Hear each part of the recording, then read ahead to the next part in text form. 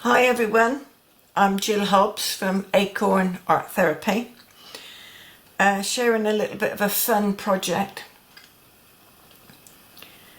for anybody and everyone to play with paint. Sink into the colours of your paint. It's good therapy for everyone. Now, the supplies that I'm using today, I've got a 30 by 30 centimetre canvas panel.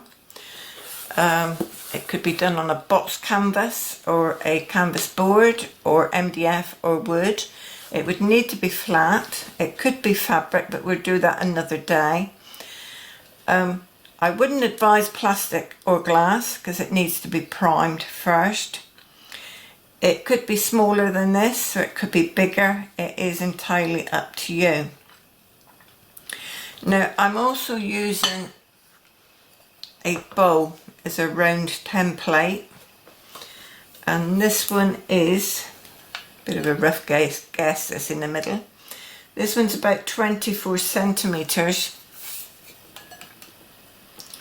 which is about 9¼ inches.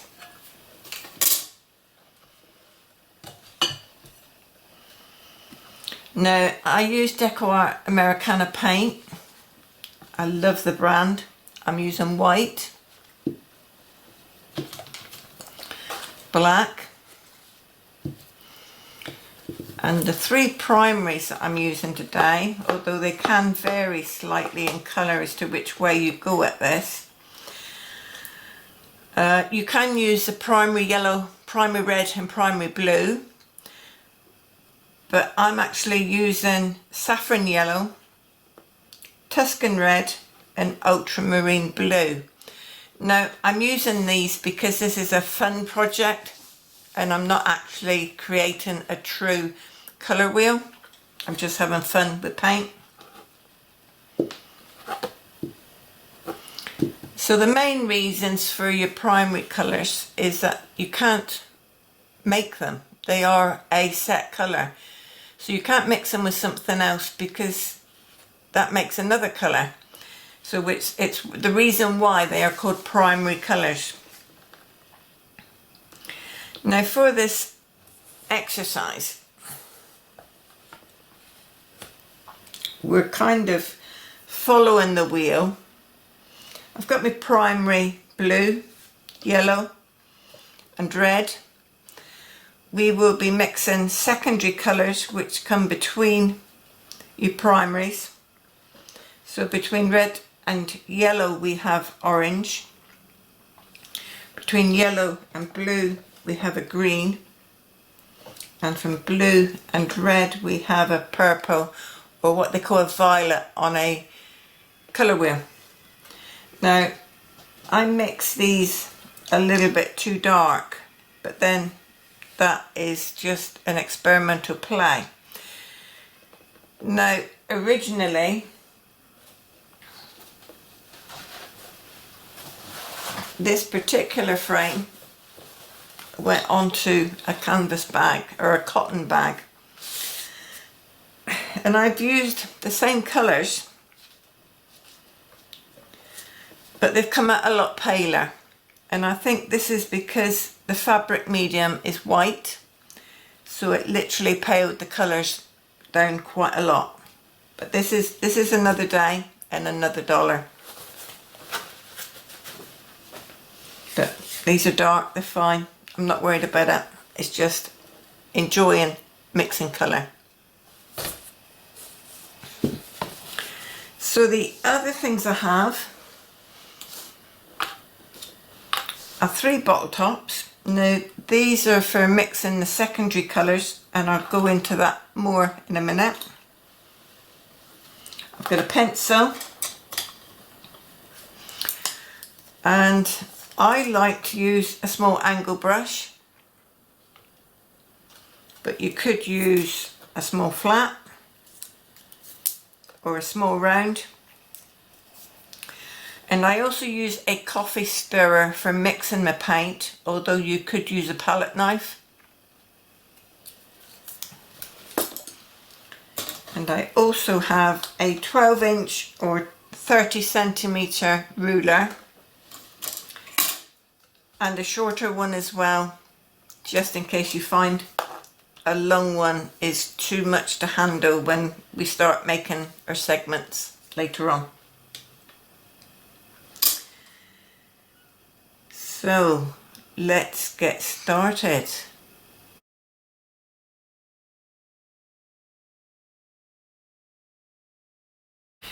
So print your template, and then we're going to trace this one.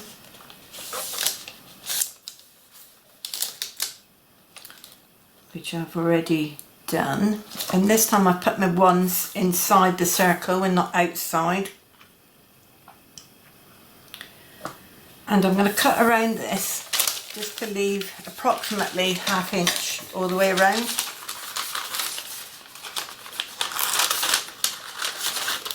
Doesn't have to be exact, it's just something for the masking tape to stick on.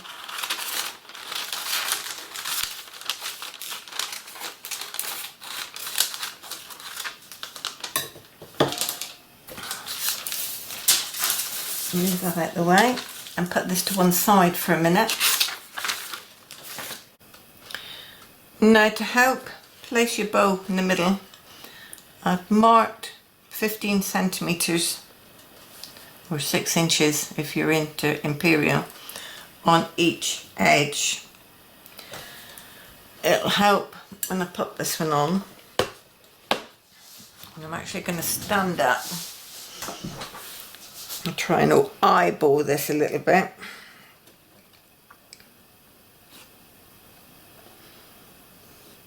Let's see how I get on. Right.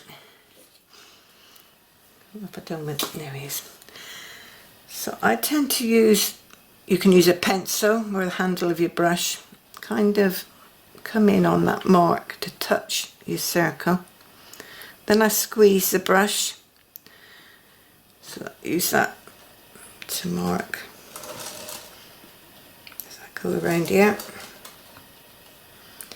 That's nowhere near. So move you slightly, keeping that brush on the mark. Oh, slightly out. Oh, that one's spot on. That one's spot on. Right, I've got one that's slightly out, but the other three are spot on, so I'm going to go with that and just literally draw a circle. Hold this bow firmly. Ah, right, not done that properly. So make sure your pencil is up against your bow, because I've actually come off twice.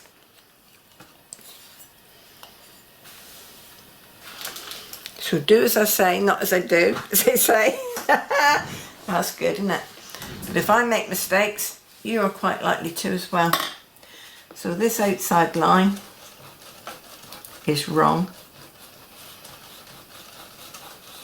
And I'm just going to rub it off gently for a minute, so that I don't confuse myself in a minute. Now then.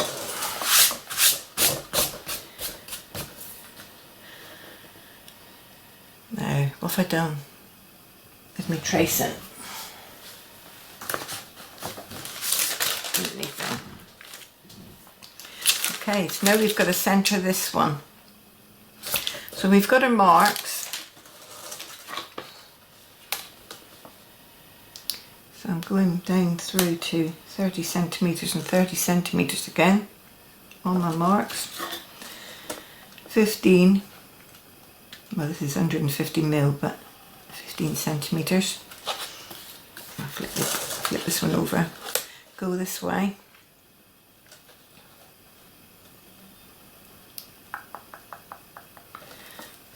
centimetres and put a little cross in the middle. Now then, how you fold your tracing, it depends a little bit on what shape you want your finished frame to be. So I want my point up to the middle of the boards. So when I place this one, I'm going to place that dot kind of up that way. So when I fold this one to find the middle, I'm going to go, and I've already done this once, so now I've confused myself. I'm going to go from dot to dot across the diameter, and then I'm going to put my dot to dot here and make sure this penciled line is the same-ish.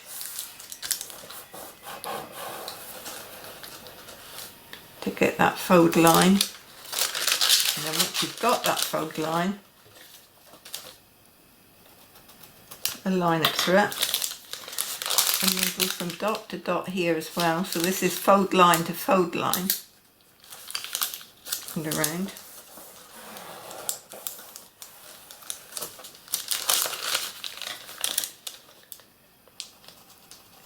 The line there. Let's give it a minute. Now, if you want that shorter line at the top, you would fold line to line both ways. So I want my dot at the top. Now, I should have told you you needed some masking tape and your supplies. We're going to line up that cross. Hopefully it comes up dot to dot.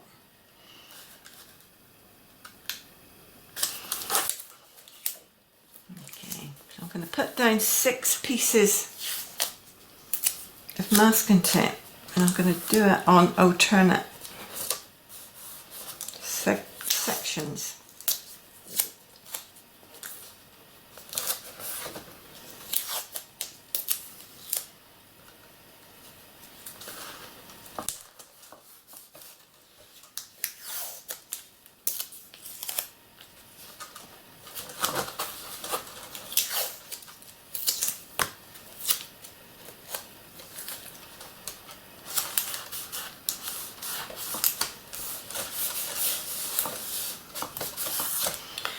There we go. So that is a lot easier to get this one in the centre. Now I've got to own up to the fact that I have done this twice, because what I did on my original, I made real big heavy weather of it, and it wasn't until I was finished that my brain clicked into gear as to how you could simplify it. So this is going to look totally different to the original filming, so bear with me, it's a lot of fun. So frame width. Now how wide is a personal choice, so you can change these measurements to whatever you wish or you have room for. So with the ruler, we're going to line up the corresponding lines across the diameter of the template, starting with 1 to 1. And I'm going to draw a 1 centimetre or ½ inch line outside of the circle. So I'm going from 1 to 1. That's inches, not centimetres. And I'm just going to measure these up.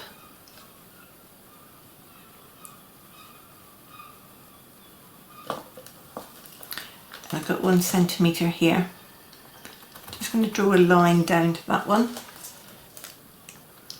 This one needs to be adjusted slightly, but keep an eye on these.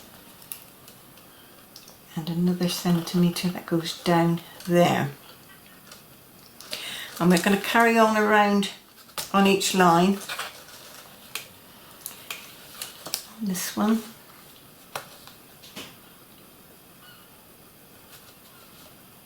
Whether you work clockwise or whether you work anti-clockwise is entirely up to you. Just keep an eye on these lines. 1 centimetre down to that line. 1 centimetre down to that line. Now these make you sections for your colours. So I've done 2, so I'm moving around 1 each way. 1 centimetre. Keep an eye on these lines.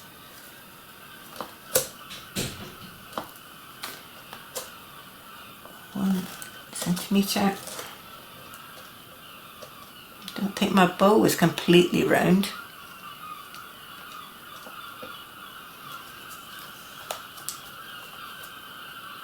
One centimetre. Down. Carry on all the way around.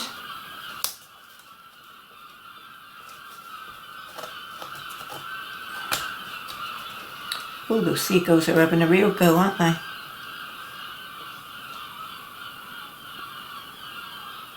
It's the beauty of living by the sea. And of course, their young ones have just left their nests as well, so they're pretty busy, pretty noisy. Right, 1 centimetre outside.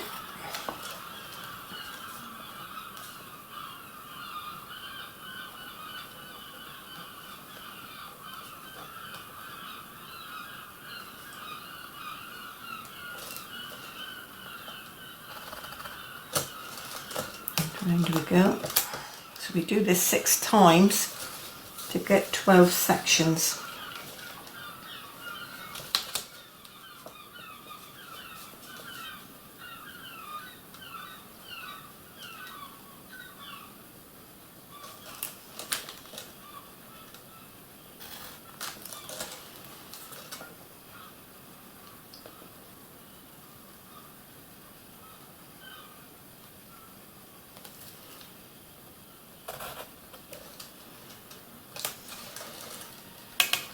And the last one.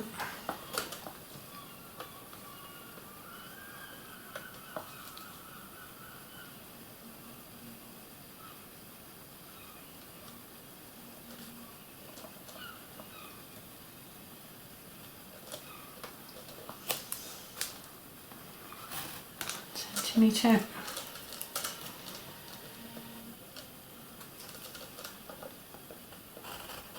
One centimetre. So there you've got.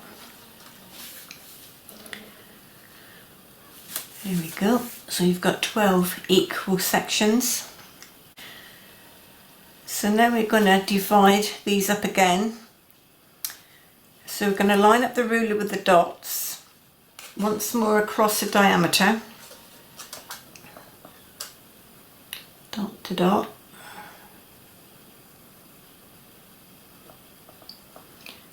And I'm going to place a dot 2 centimetres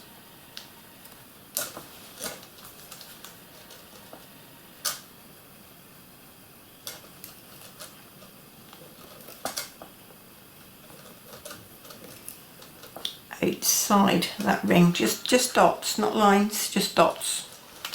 And we go around, do the same thing all the way around.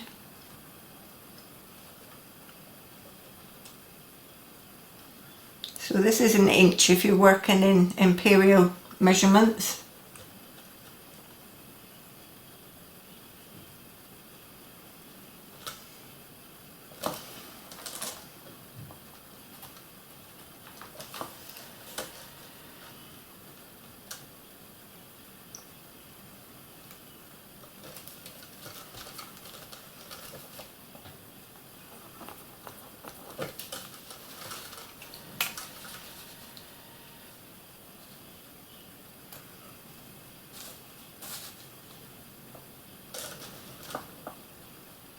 Take your time, don't rush it.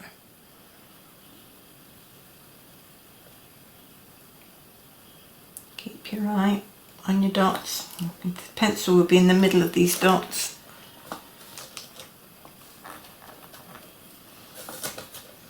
This one's dead on 26.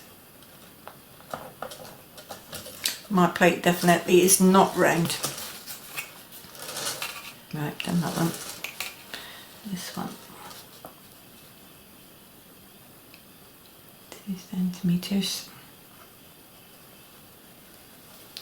Move this one.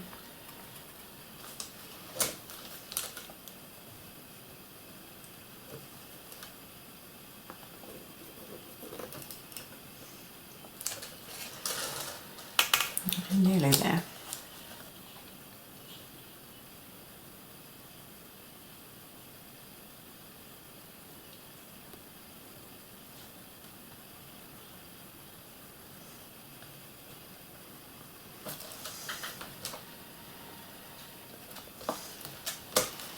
Oh, this one's way out.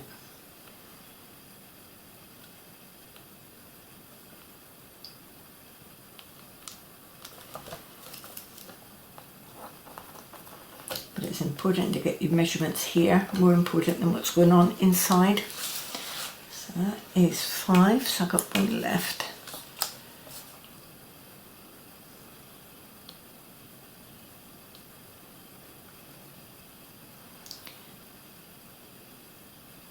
Ah, this one's spot on. How weird.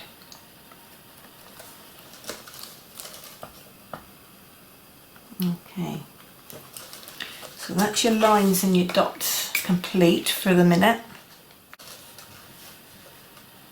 So still with your ruler, we're going to create the 3 individual triangles in each section. So from the bottom of one line up to the dot, and from the dot down to the bottom of the next line. Could do with a shorter ruler really. So I'm going to drop my pencil on that cross. Make sure that my pencil's on that one. Just double check it. Take it down. And the same the other side.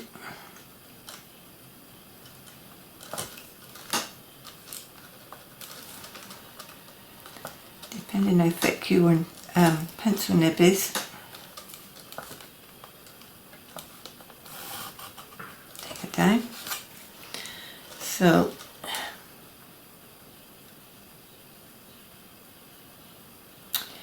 my instructions here, I've lost myself. These are the bigger triangles for the bright colours and your mixes. Now I'm going to go all the way around. And I might actually do this all one way first.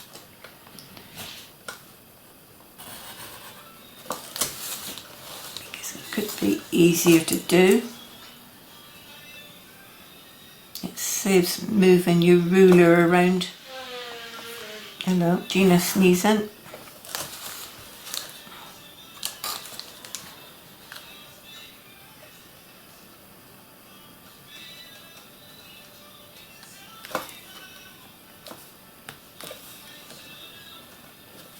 Take your time.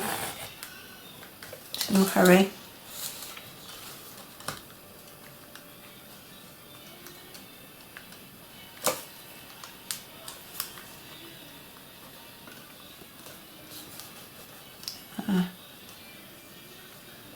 They say more hurry, less speed. Very often true. Now there's nothing stopping you from doing what I did on that first one. And if you've got a shorter ruler, it would help enormously.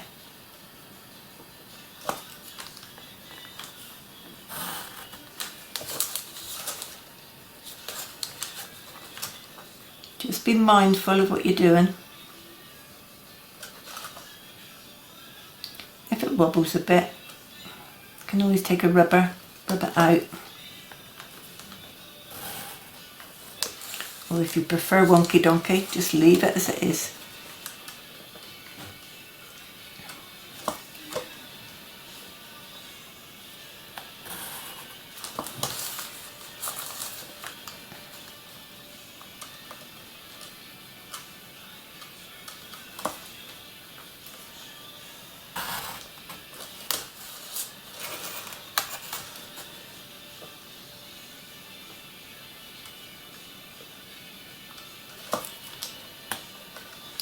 Bottom of that line up to the dot.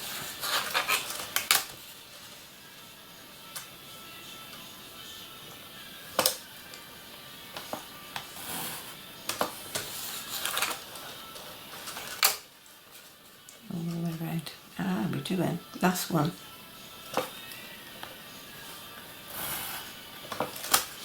Okay, I'm going to put it the other way now. So now I can go from the bottom of this one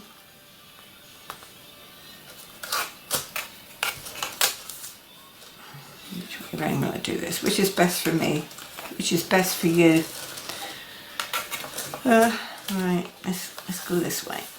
Put my ruler up that way a bit more.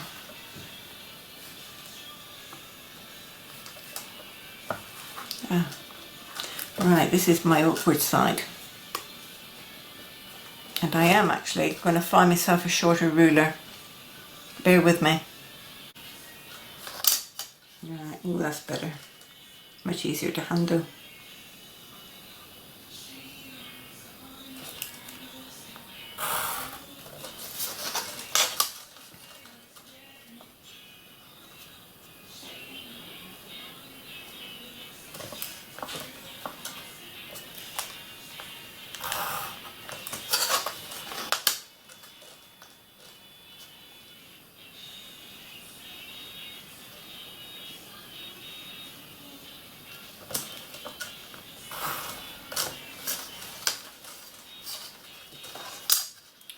And around we go.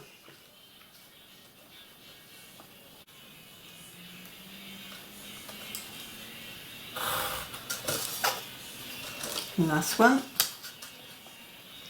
Or last one of these anyway. Not finished yet.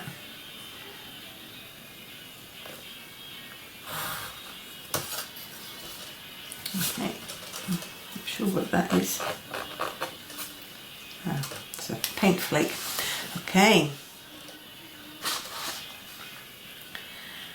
So we've got all our big triangles in. So now we've got to get the two smaller triangles in, and these are when you mix with darker and your paler mixes. So these are from the top of your line to the point. Whoops, that's not right. Down a bit. Right, swing you around, do you this way.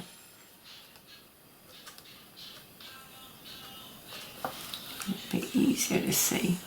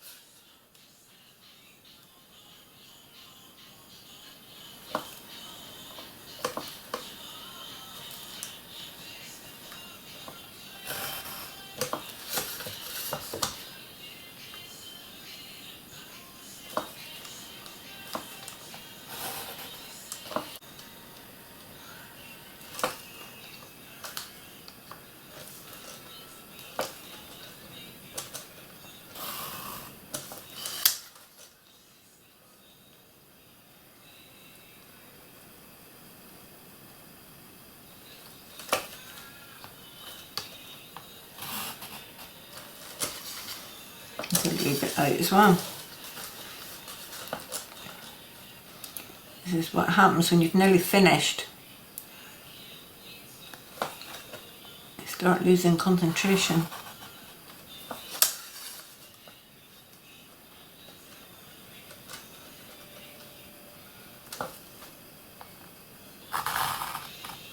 There we go. Done. Finished. Excellent. Now then, where do you wish to place your three primary colours? Red, blue and yellow. So on this one, which is a work in progress at the moment, I've got blue, yellow and red. No, that's not red, that's not right. That's red, because you've got 3 in between each one, and these two are quite close in colour, but that is red. 1, 2, 3, blue, 1, 2, 3, yellow, 1, 2, 3, red. So I'm going to hopefully repaint this one on the canvas board that I'm using. So I'm going to place these in the same way as I've placed these, but it don't really matter where you place them. It's entirely up to you. So where am I to? So this is blue up here. So I'm going to write blue on here. Oops. And I'm going to stick you on there. And then I've got yellow over this way. Take you off. Now then. So write your colours on 3 pieces of masking tape and place around your frame centre with 3 sections between each one. And it's wise to double check to make sure that there are 3 sections between each one. So blue, 1, 2, 3. Maybe not. I don't think I got room for you on there. Let's take you off and put you down here for a minute. Okay. And this one will be red.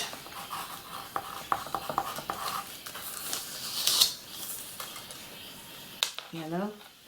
2, 3. Red. 1, 2, 3, blue. 2, 3, yellow. 2, 3, red. Okay, brilliant. That's that one. So your secondary colours are in the middle between your 2 primary colours. So on these other pieces of masking tape, I'm going to write orange.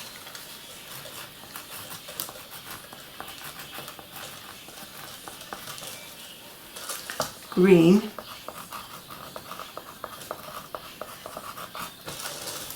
And purple.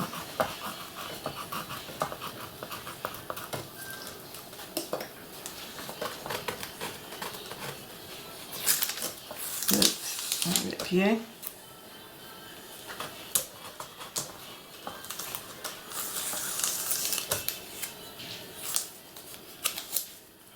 Keep on there for a minute. I'm going to get rid of this. Get rid of this one. Okay, so red and yellow mixed together make orange. So this one goes between yellow and red in the middle, with a segment in between. Got purple here, so that is red and blue make purple. So this one goes in the middle between 2 spare ones each side. And then yellow and blue make green. So this one comes up here for green. So that is the colours of your primaries and your secondary colours. Now secondary colours, like I've said, are mixed with your primary colours. And each side of your primary colours are what they call tertiary colours, which is then mixes, that go with mixes. And add in your primaries to whichever's nearest. So basic instructions: when you're mixing colour, when you add the darker colour, add it in tiny quantities. It will change the colour very, very quickly. And I'd like you to mix with no specific amounts. I want you to relax and enjoy the process and mix until you personally are pleased with the colour. Now, repeating this a little bit, be aware of those darker colours, especially the black. Now we're going to paint one section at a time, the big triangle and the two little ones at the same, using that same mix.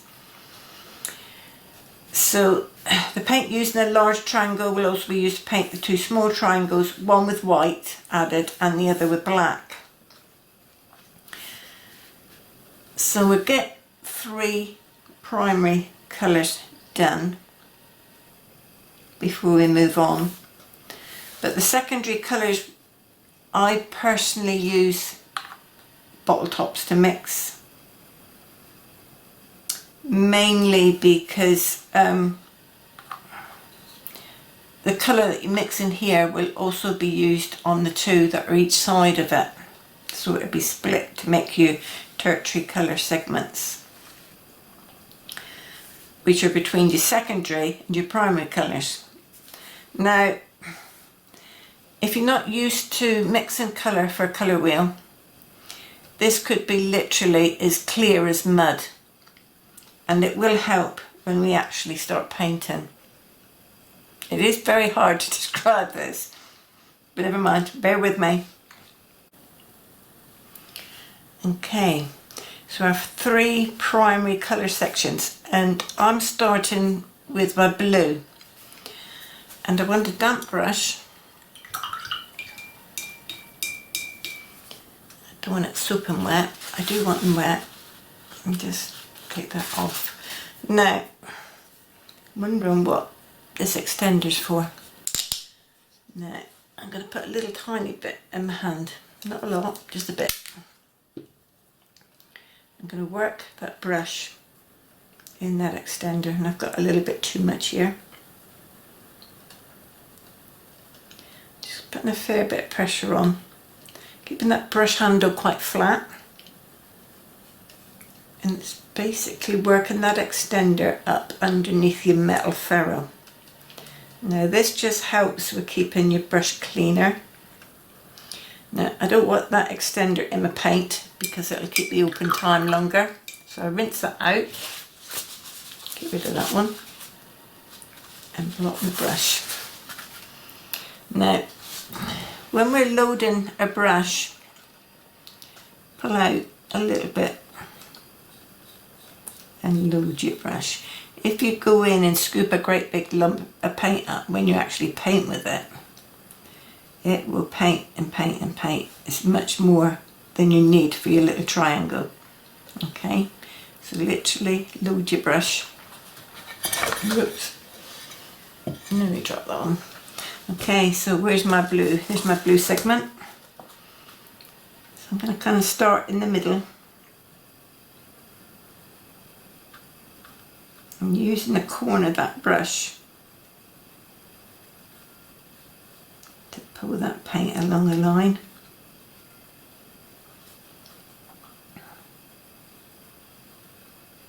Go up onto the chisel of the brush, the fine end, turn it over, keep it on. Whoops. Okay, so as I'm coming into this tiny angle, I'm going to literally come up onto the tip of my brush and pull this in. Now, the chances is quite high that I'm going to have to dry this and do it again. A first base coat very often looks quite scruffy.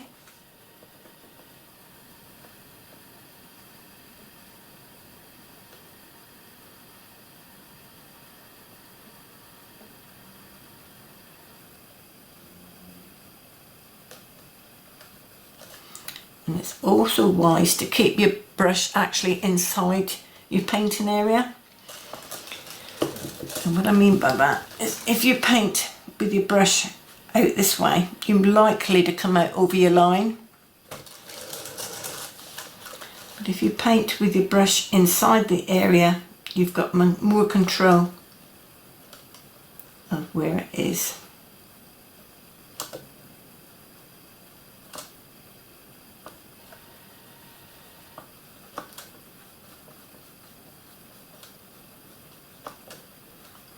Plenty enough paint on there, actually.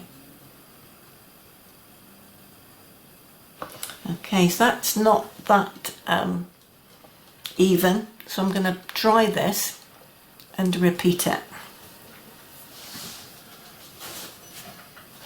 So I've got a hairdryer here. I'll just give this a quick spurt.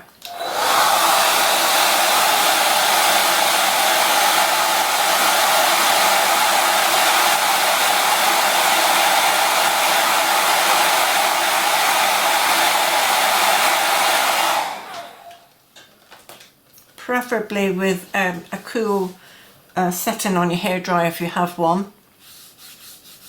Make sure you're dry. And go back in and put another coat on.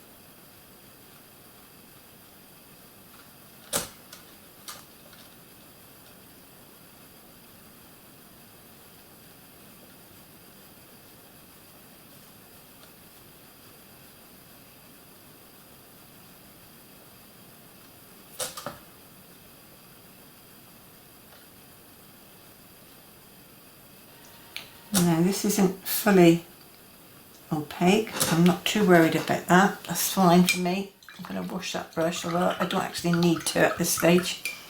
I will.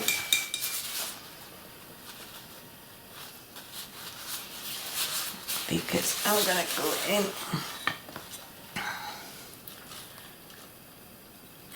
Take a little bit of blue.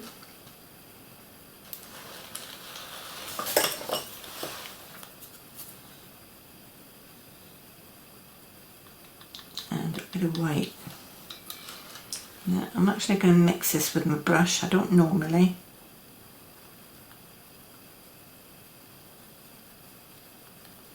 Now, how pale you want your blue is entirely up to you. You can pick up a bit more white and make it paler.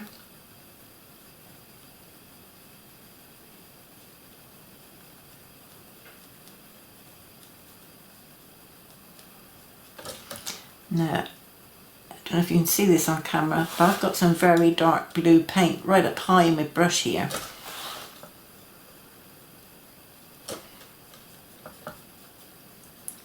So before I paint with this brush, I'm going to get this one clean.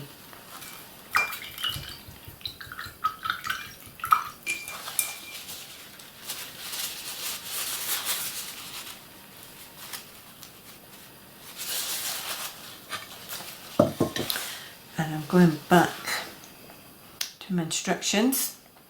Take part of the blue and mix it with white. Brush mix until you are pleased with the colour, adding more white or blue.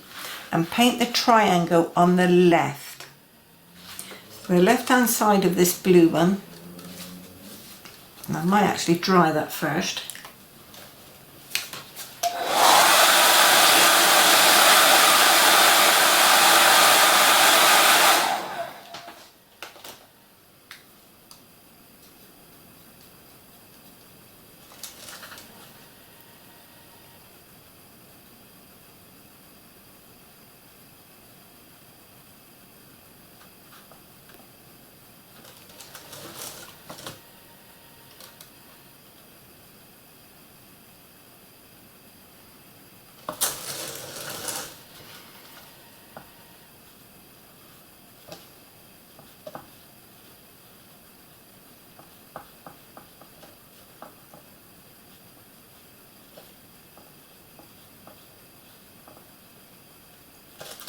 Okay, so that's one coat on.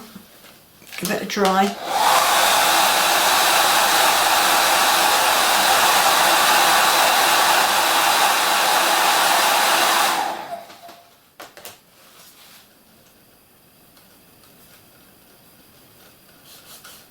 Make sure I am.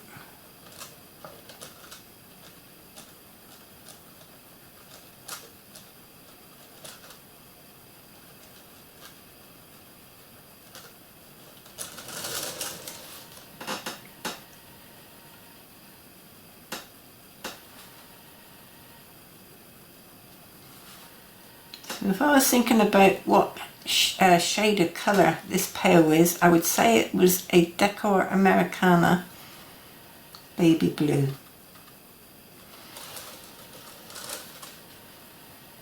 Now make sure you're pleased with that because your mix won't be the same next time.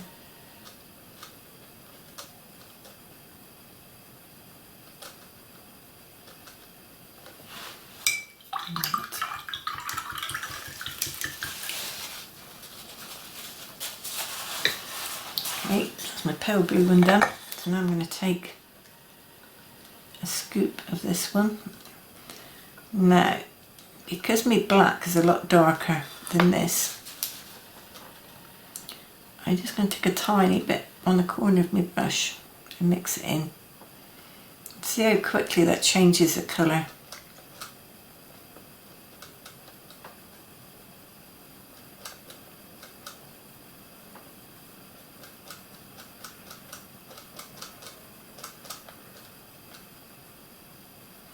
Now the only trouble is with brush mixing with a brush, you get a lot of paint in your brush. I'm going to pick that one up and we're going to paint the segment on the right.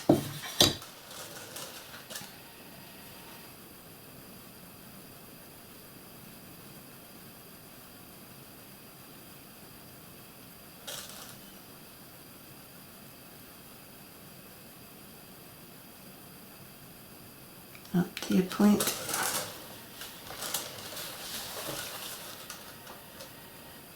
this is a nice navy bluish colour.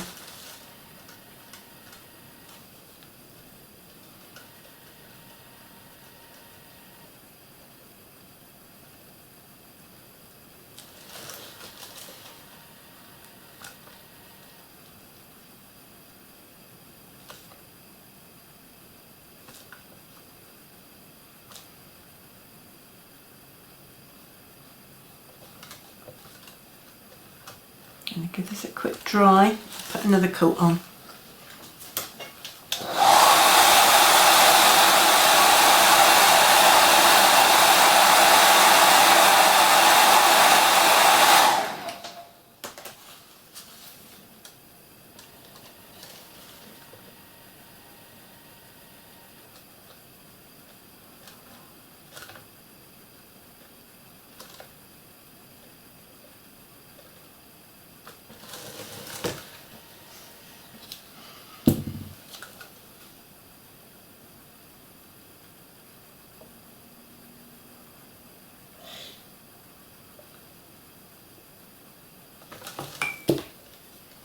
No, knock any stuff over.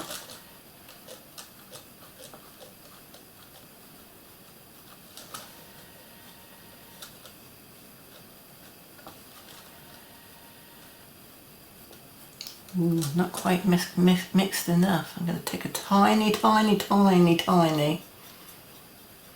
of water.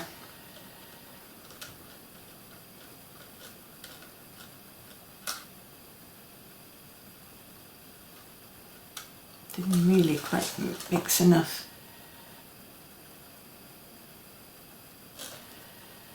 There we go, done.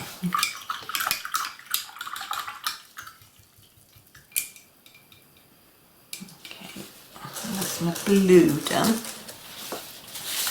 Now I'm going to have to be careful what I do here and make sure I got no blue in the brush, which I have. So a little tiny bit of extender in my hand.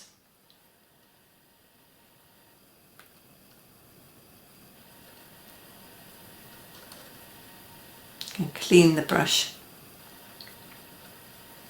Pushing that brush down.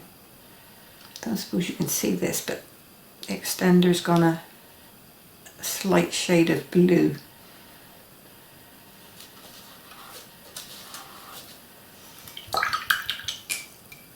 Rinse in water.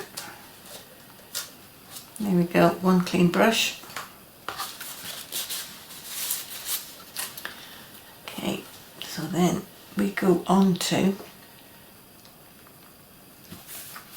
number 2. Paint the triangle on the right, rinse and clean your brushes before I do. Now I'm going to repeat this process with the yellow, which is down here. Now, bearing in mind that I've actually poured out too much paint and I don't want that to dry, I'm going to put a bottle top on top. And I'm going to take my saffron yellow, give it a good shake.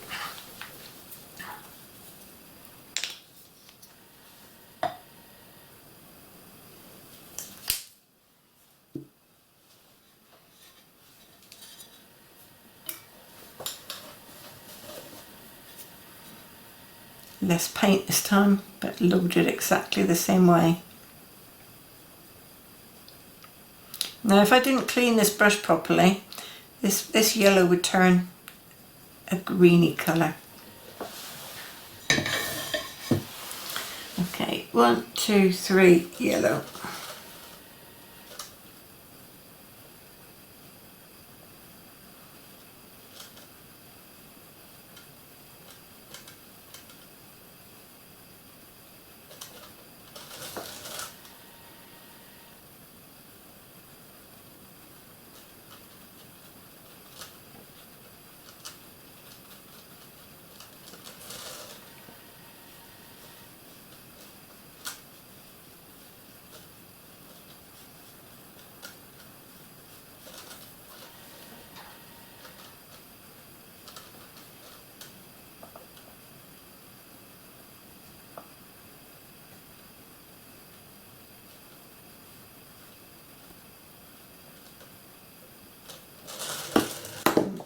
Nearly came out of my painting area.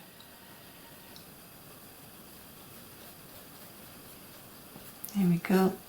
Coat number 1, get them on dry.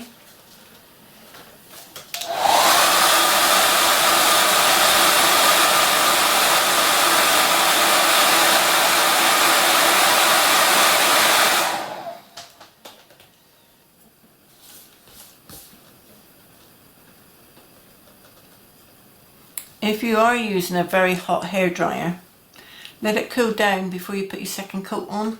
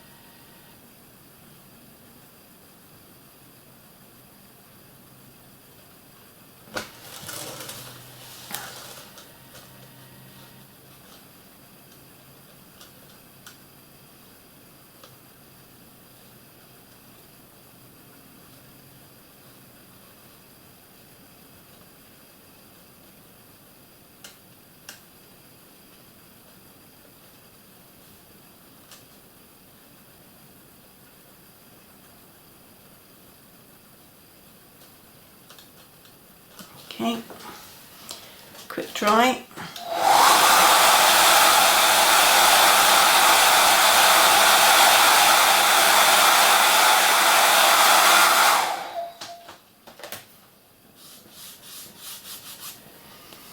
Okay, so yellow. Now this is quite a bit darker than that. I want to avoid that blue.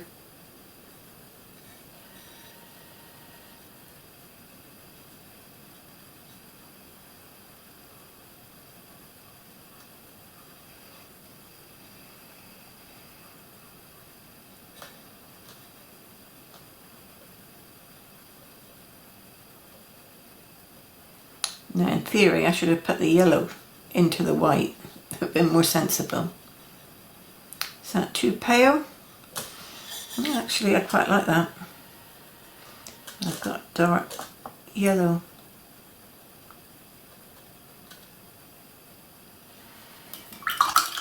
On the brush, so I've got to get rid of it. I've got wood on my ferrule now, which is even worse. Get rid of that.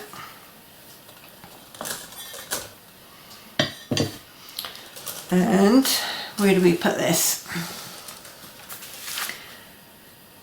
Pum, pum, pum. Add more white. Right, so the triangle on the left hand side of this one.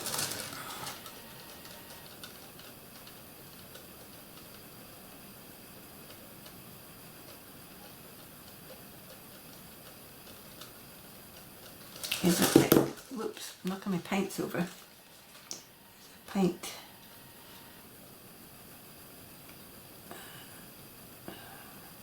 I do like these angle brushes for painting. The long side, that toe, goes right up into a corner.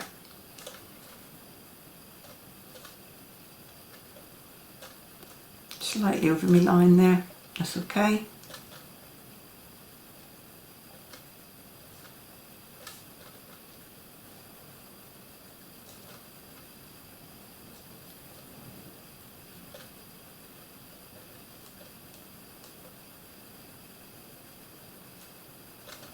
Give this one a quick dry.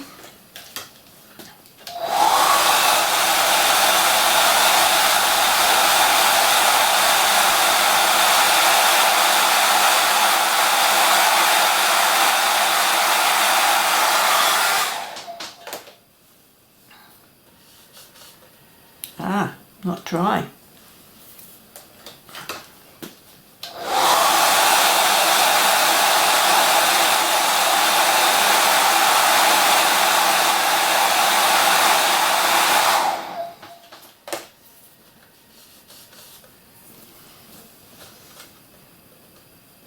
That no doubt was a ridge of paint.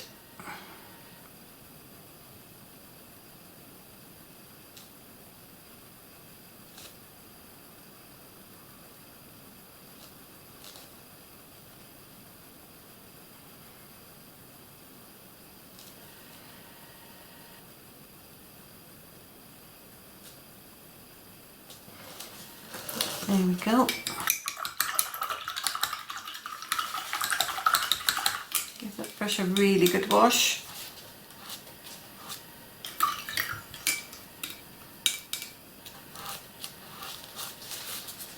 Okay, right. So, I ran out of paint here. So I need a bigger dollop. I don't know that I want as much as that, but it's better to have too much. Get rid of that one a minute. Just take up a tiny corner, and it is literally just a tiny corner. Mix it in. It's amazing how dark that goes really, really quickly. Now, it's up to you how dark you want this. You could go darker if you wish. Make sure you're fully mixed, and be careful you don't paint the whole thing. Keep it in the smaller areas you possibly can.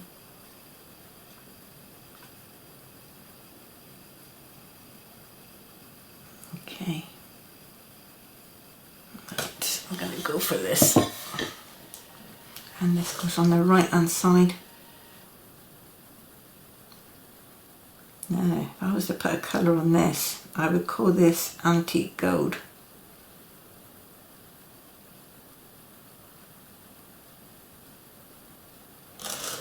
Nearly one outside my painting area.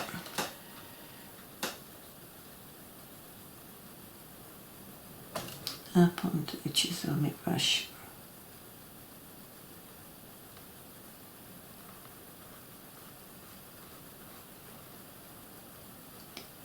This has got ridges in as well. So this will take a little bit longer to dry.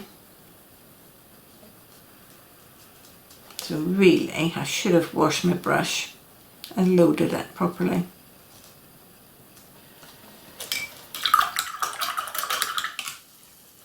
And because that takes longer to dry, I'll rinse the brush.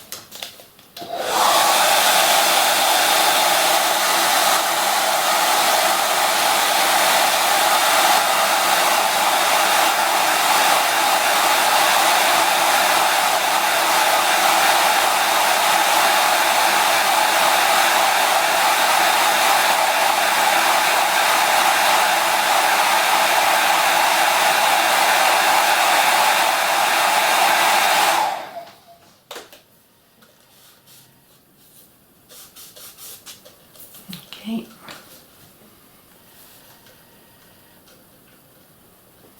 No, I have got too much paint this time, that's okay.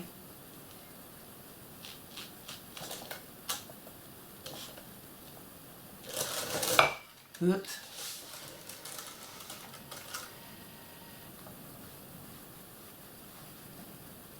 You might like your colour a little bit darker than this.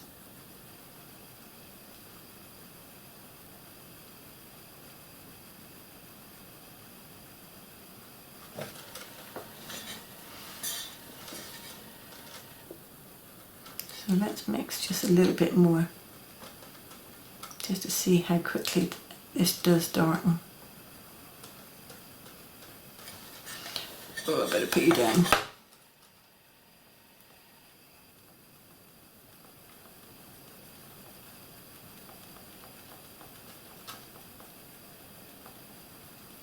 See how quickly it darkens.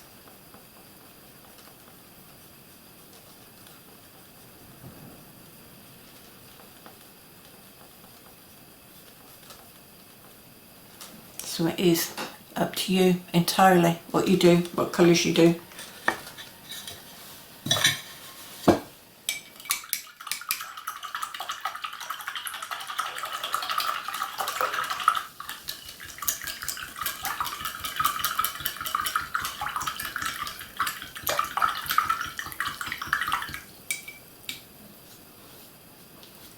Okay, so is my brush clean? No, still got yellow in it. Back to the extender, just literally a drop.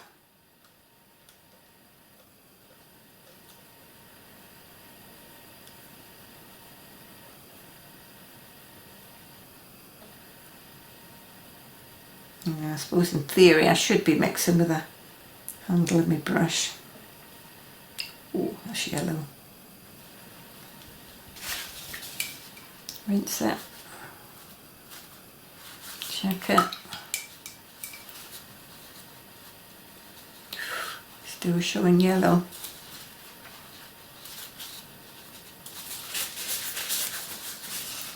Okay, a little bit more extender.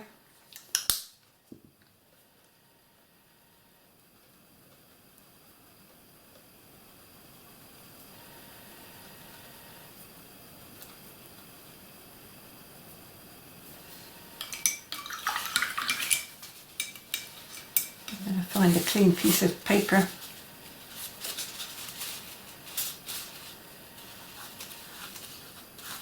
No, I'm not sure whether that's clean brush or dirty water. It could be either, couldn't it? I'm going to say that is actually dirty water because it's all the way across. Right, I'm going to leave that be. Right, I'm going to do my red segment. So I've got my red triangle painted, base coated. Now red is a lot darker than white. So I'm making sure I keep just white here. Oh, and I've got yellow in here as well.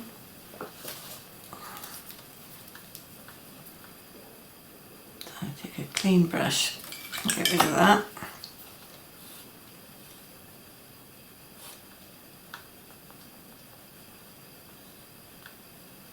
So I'm going to take a little bit of red and mix into my white. make a pink. Now, I could add more white if I wanted to.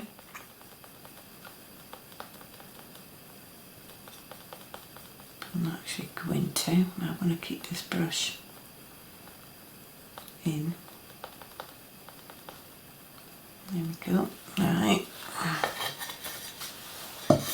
So this goes on the left hand side of this one.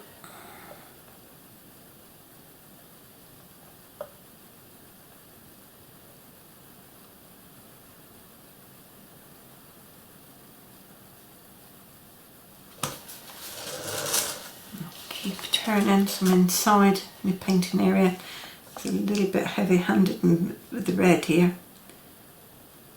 Cover that one slightly. I'm not worried if I'm not perfect. This is, I know, it's my paint gone over again. I want this outside edge fairly even.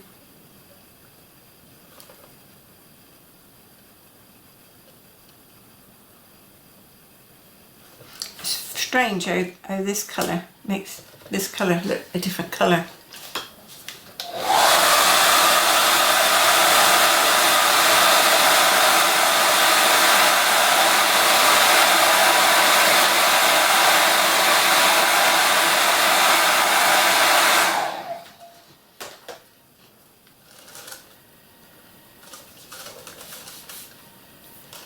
Make sure I am dry.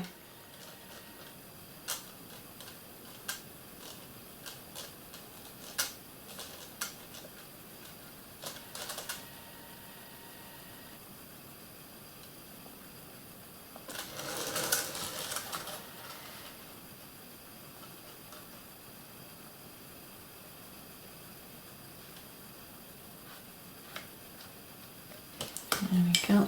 Give that brush a really good clean. You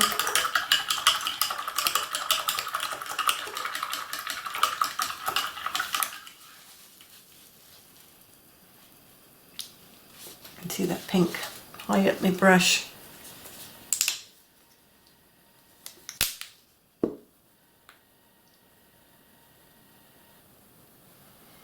know if you can actually see this.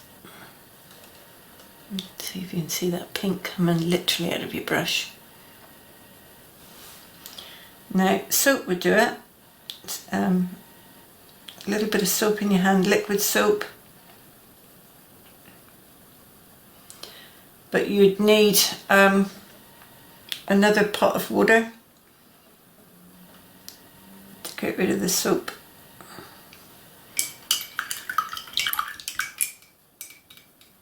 Which might not be such a bad idea, because then this water wouldn't be so coloured. Okay, so gotta be careful with this one. I've got white here. Take quite a big dollop of red, and this is drying.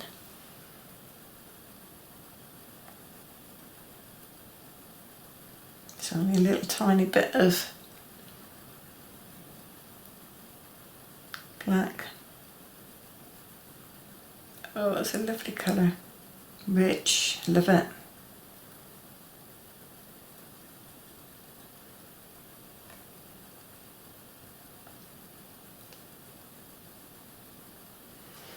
Okay. Oh. Right hand side. Too much paint me brush. Just wipe it off on the palette.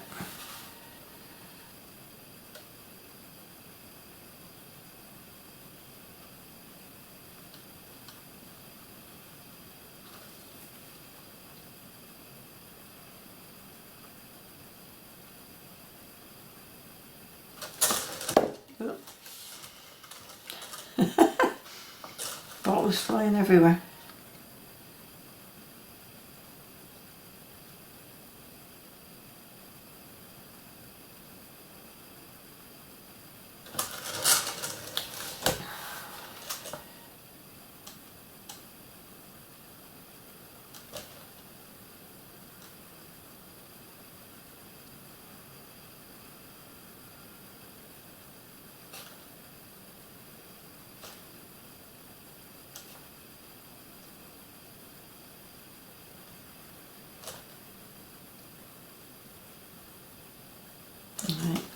I'll dry that and then I'll put another layer on. Okay, so this is nice and dry. Now, I had a look at this one. I've actually put another layer of the ultramarine blue on this one, just to make it a little bit darker. And to save confusion with masking tape, I take these off as well.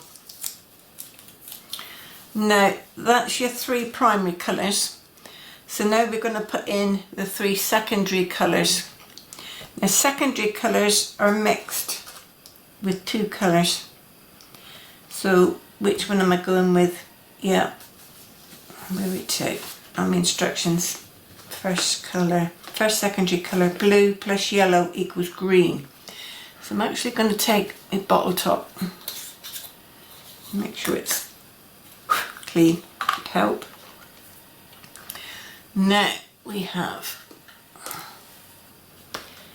yellow and blue. So blue is the darkest of these colours. So I'm going to put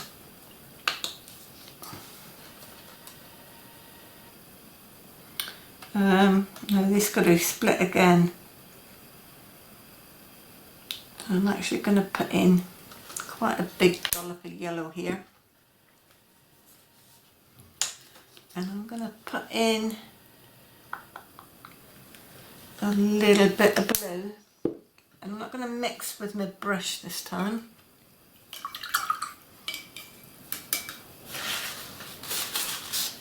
I'm going to mix with a coffee stirrer.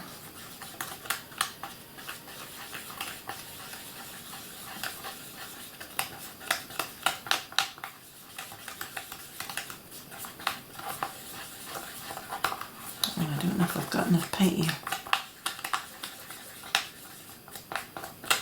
That don't look like enough to me to go both ways.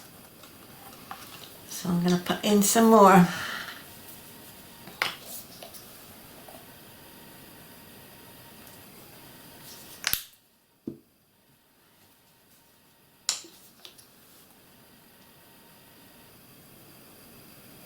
Now, depending which colour blues and yellows you use will depend on the colour green that you make. That's better.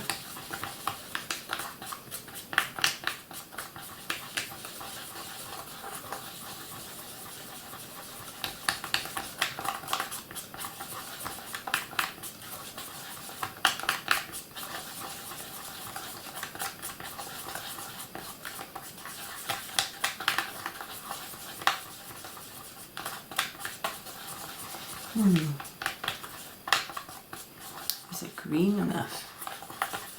Do I need a little bit more blue? Let's see what it looks like on here.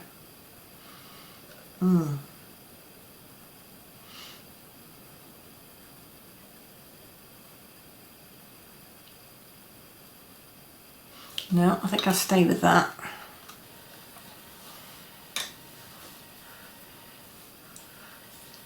Put my brush in and load that brush. Stick you on there a minute. Too much paint. There we go. Green. Where's green to? There's green. So that's between yellow and blue.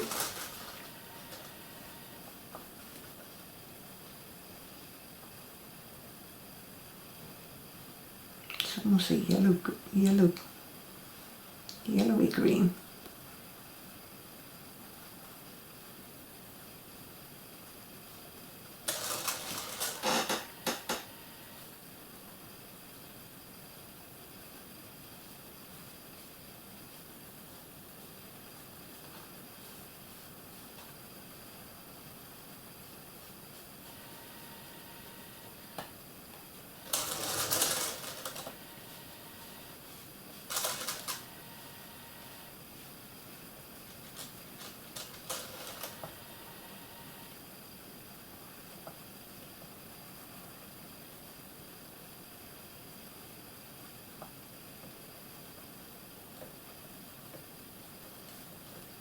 Okay, I'm going to get this dry, put another coat on, and do me white and black like I did the rest, and then I'll be back. So my secondary colour green is now finished. Now the amount of white I used was approximately the same as all the other colours. But to get the dark green that felt right for me, I actually used 3 small lots of black to get that darkness. So it depends on what you think as to how much you put in with your colours. So that's our secondary colour, which is this one. Now, to get our tertiary colours, which are either side of these, in between the two, I'm going to take part of this, and I'm going to actually use a different brush. Let's find it. I've got to be careful a little bit because I'm filling it. I'm going to have to clean this one in a minute. I'm going to take out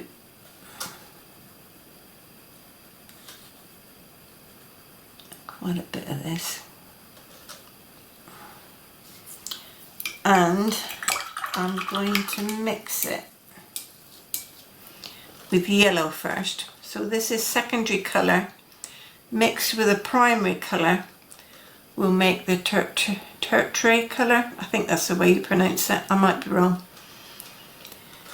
So this is possibly darker than the yellow. Hard to tell really. What have I done with my coffee stirrer? I'll dry it off a minute. Okay, right. Pum pum pum. How much do we put in? Let's try that to start with.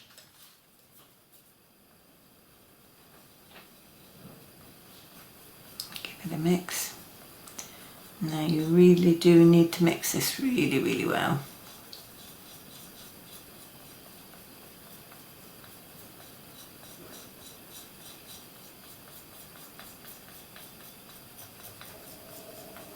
And kind of mix it towards the middle. If you mix it from the middle outwards, you're going to end up with a great big puddle.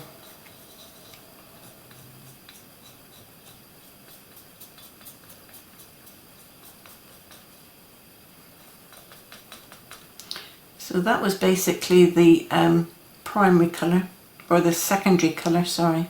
I'm going to just pop that one in beside to see the difference in colour. I'm going to leave it like that for a minute, I think.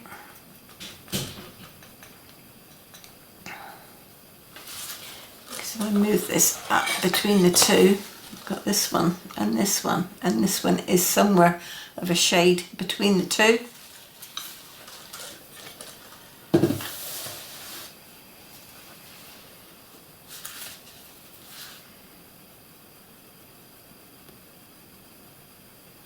So I'll load the brush and paint this one.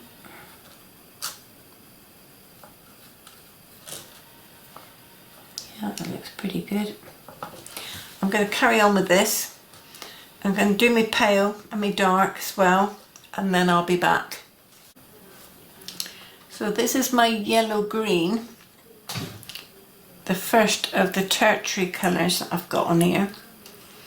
Now I'm going to go over to this one, which is another tertiary colour, and this would be a green blue. So I have cleaned my palette off, and I'm going into this one.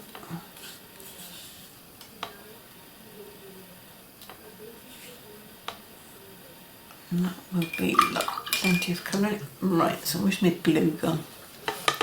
Keep knocking these colours over. I keep losing where they are. Okay, so this is basically darker than this one.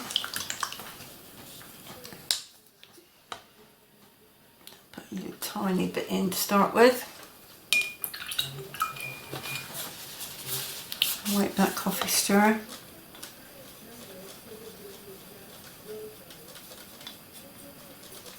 And mix this.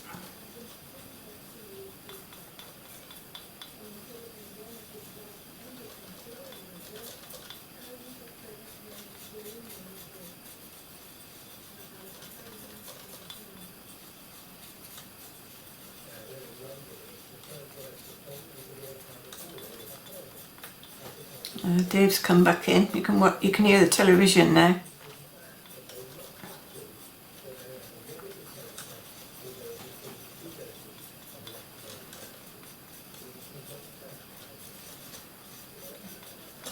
I'm not sure whether to put a little tiny bit more blue in there. I think I might. Just a drop.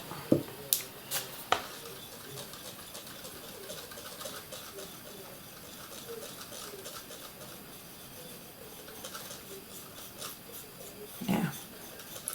I think that may have got that one.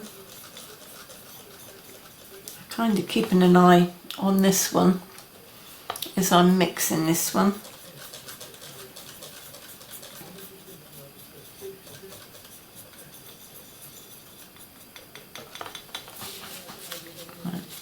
Wipe you off and pop you in the water a minute. I'll actually get another piece of kitchen towel because that one's got pretty messy.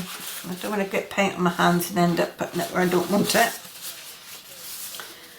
Okay, pop you back on there a minute. Where's my brush gone? What have I done with my brush? There he is. So I'm going to paint this one with this green. I need a couple of coats. I did actually put three layers of paint on this one to get them to be the opaque coverage that I wanted it. But I think this one was as well. So it would be interesting to see whether this one needs 2 or 3 coats. And of course the second coat is totally different colour than this. So I'll carry on and then I'll do the pale and the dark as well, and then we'll come back. So my blue-green finishes a third of my colour wheel. Now, mixing these greens, I've had quite a big eye-opener with the actual colour of these, and I know they vary slightly on which primary colour you use, but within my painting I tend to use a lot of the 3 Hauser greens, and this is Hauser light green and the medium green and the dark green. Now I also use plantation pine and evergreen and a few others as well, but these 3 colours here don't look to me like, you think of the colour green, I don't think of these colours. I'm more likely to think of this green or this green. So it just opens your mind to just how many shades of green there are, and when you're sort of looking around and you're going past a hedge or looking at the colour of trees, you start looking at the world in a completely different light. So I will still be buying pre-mixed paint through personal choice. I know it is possible to mix, but I just don't know how to mix these. And I'd much prefer to paint than to experiment for long enough to find out how to paint, how to mix these. So I'm quite happy for DecoArt to produce all these beautiful colours that they do. So I'm going to leave you here for a minute. It is quite late tonight, so it's time I went to bed, and I will come back tomorrow and do a little bit more.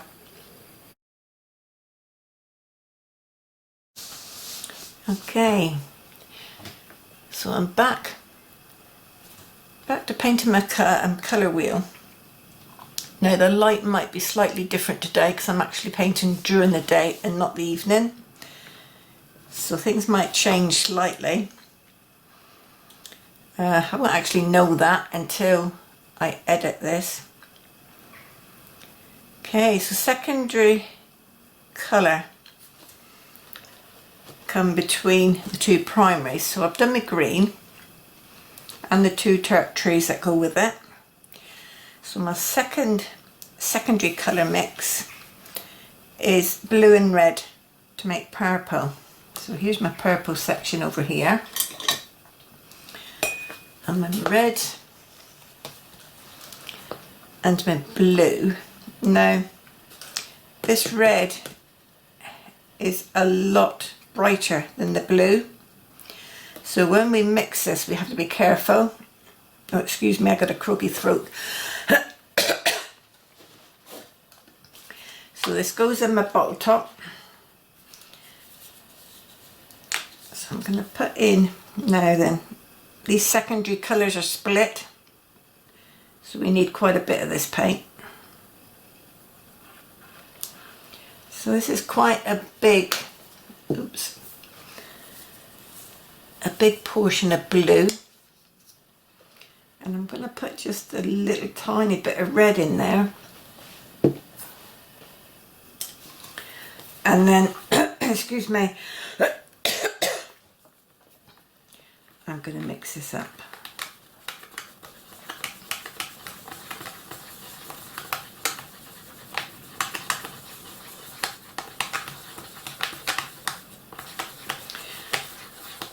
Now, on my colour wheel, it doesn't say it's purple, it actually says it's violet.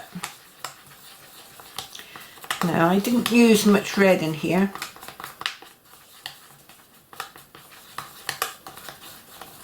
And that is about right.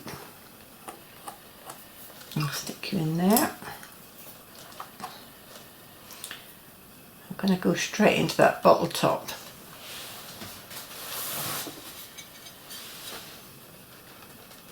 I'm going to literally, excuse me, load my brush. Don't want it too juicy.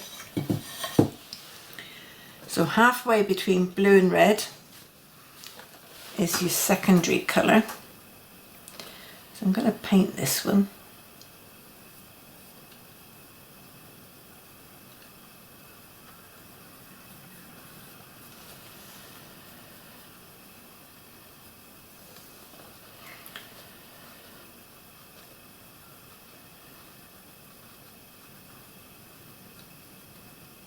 Oops, up onto the chisel of my brush to go in that corner.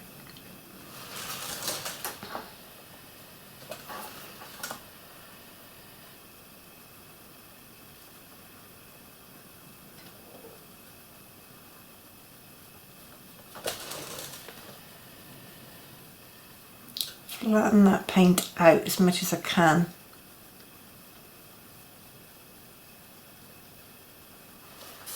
Swing that around, whoopsie, so that I can keep the brush inside my painting area.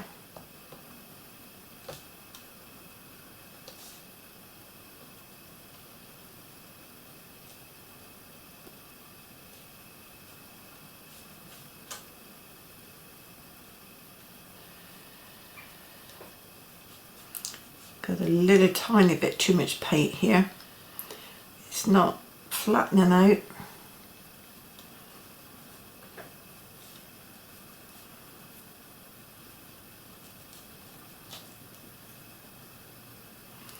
Okay, so get that dry and put on another layer.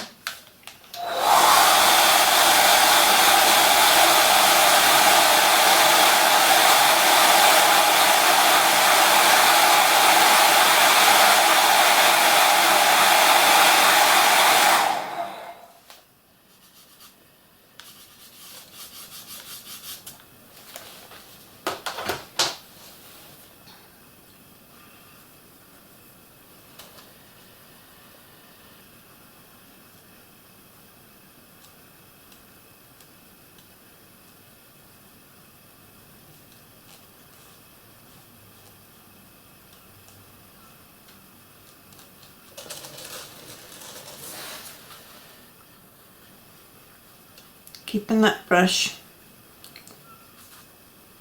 so that you're working inside the segment.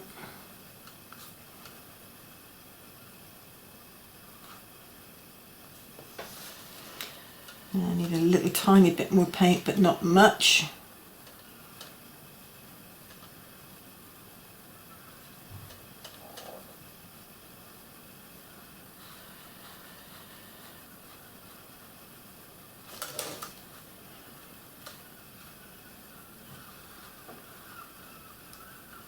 Almost painting on the chisel of my brush. There we go, I'll get that one dry. So I'm happy with the coverage of that. Right, I want a portion of white.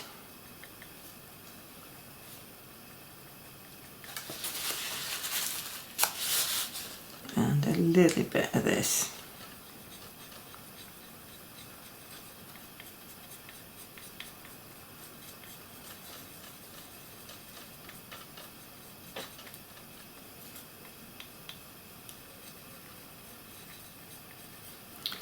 And I could add more white. In fact, I think I will. For the simple reason I don't think I've got enough paint here.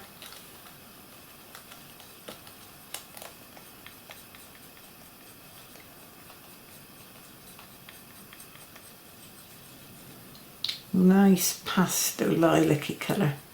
Pretty, pretty. I'll stick you in the water for a minute.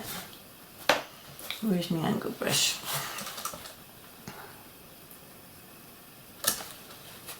Put you down in a minute.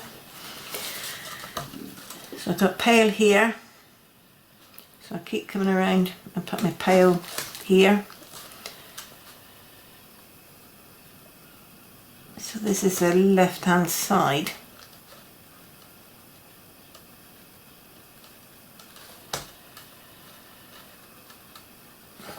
So if your point's looking up, then you paint on your left hand side. But if you pull this towards you and the point is looking at you, then it also suddenly becomes the right hand side.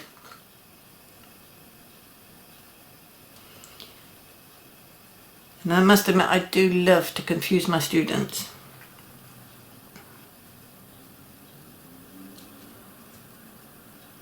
But once you've got your three primaries on, then you kind of just follow that paleness around.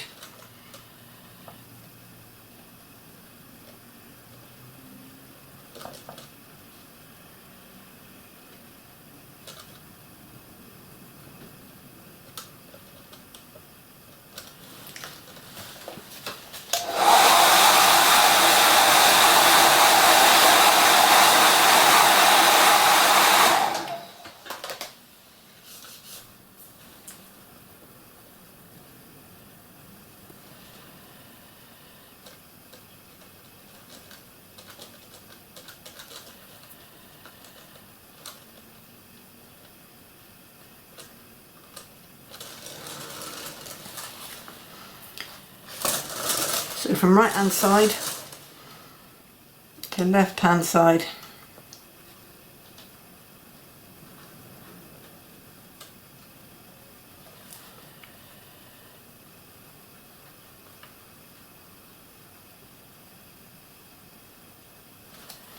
There we go. That's the pale purple done. Wash that brush. Now, I need me black, don't I?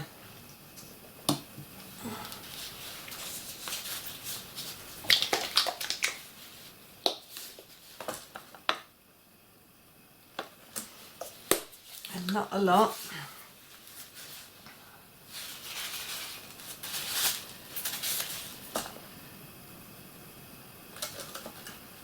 I'm going to take it a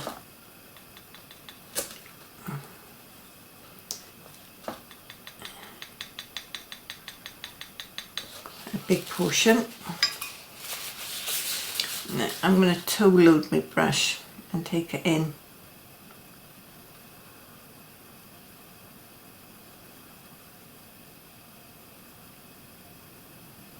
how much black you decide to put in here is entirely up to you. So if I move that one out of the way, this is the mix that's in here, and this is my black mix, which I think could be dark enough.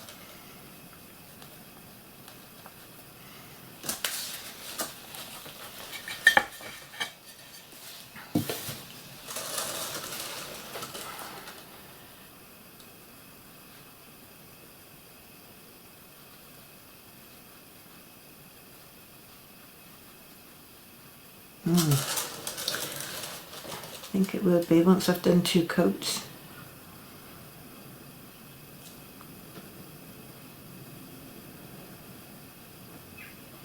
And if it's not, I'll go back to the drawing board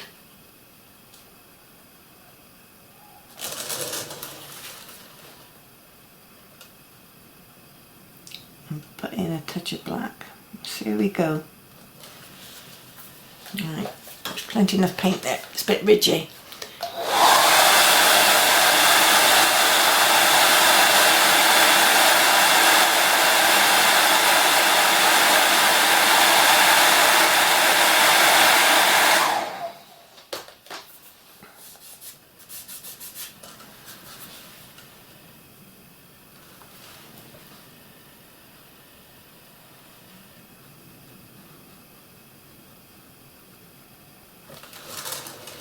I think I've got it.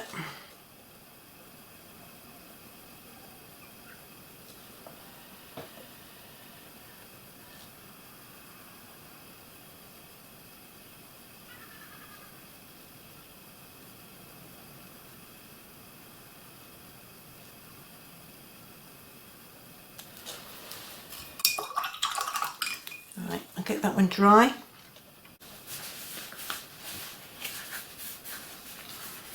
Okay, so the first of the tertiary colours is between the secondary and the primary. So we're going to use some of that mix in the bottle top and put in more blue. So these kind of meet in the middle.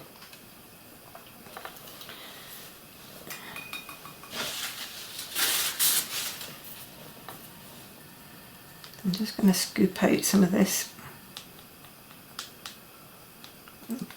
Approximately half. Now, remembering how much red we needed to put into the purple, I'm going to add quite a bit of blue to this one.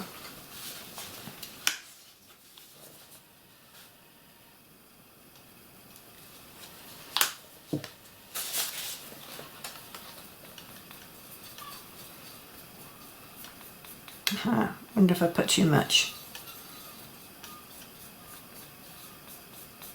Keep mixing.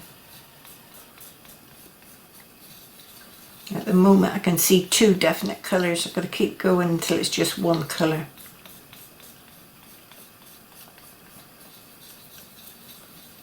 Oh, that's looking good. That was more luck and judgment, but that's fine.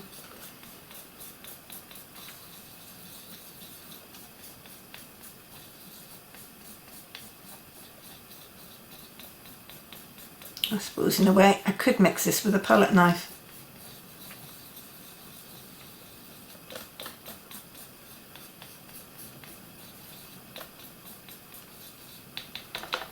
There we go. Up you come.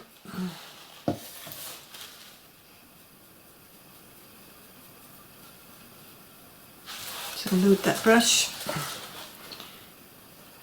Paint this big triangle.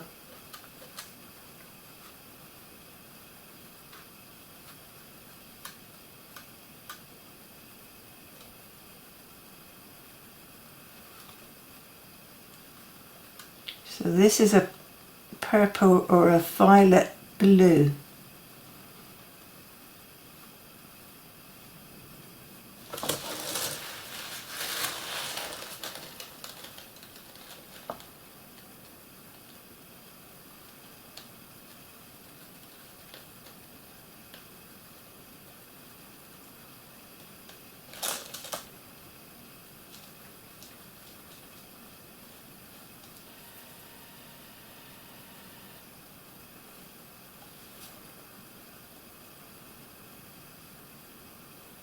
Now I ought to be spinning this one around really to keep my brush inside that area. But if you've got really good brush control, you can go up onto the chisel with your brush, but with no pressure. Okay, I'm going to dry that one and repeat that coat of paint, and I'm also going to mix it with white and mix it with black, and then I'll come back to you. So my blue purple is done. In theory, I suppose my dark's not dark enough, but I'm happy with it. It is very, very slightly darker, but not a huge amount, but that's fine. Right, so I'm back to that original purple. Oops. I'm actually going to take some of this out, or as much as I can out.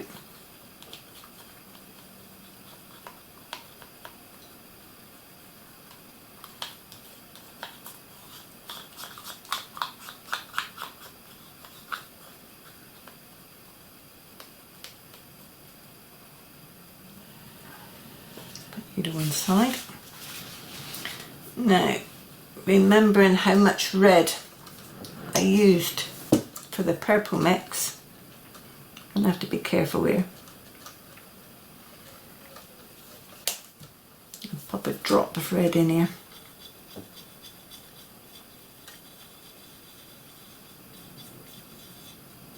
I've got a lovely bit of paint there. Don't want you to go away.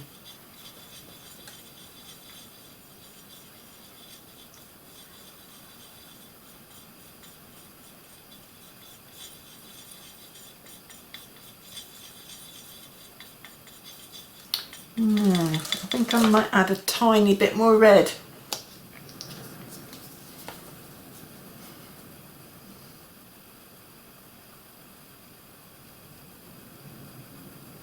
Wait for the drop to drop. There he goes.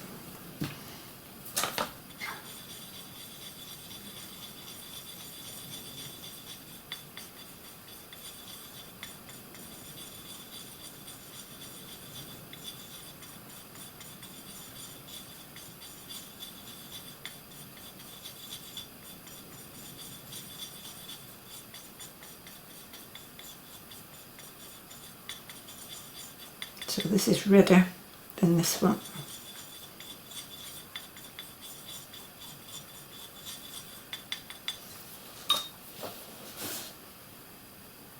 Check up. Okay, so with this mix,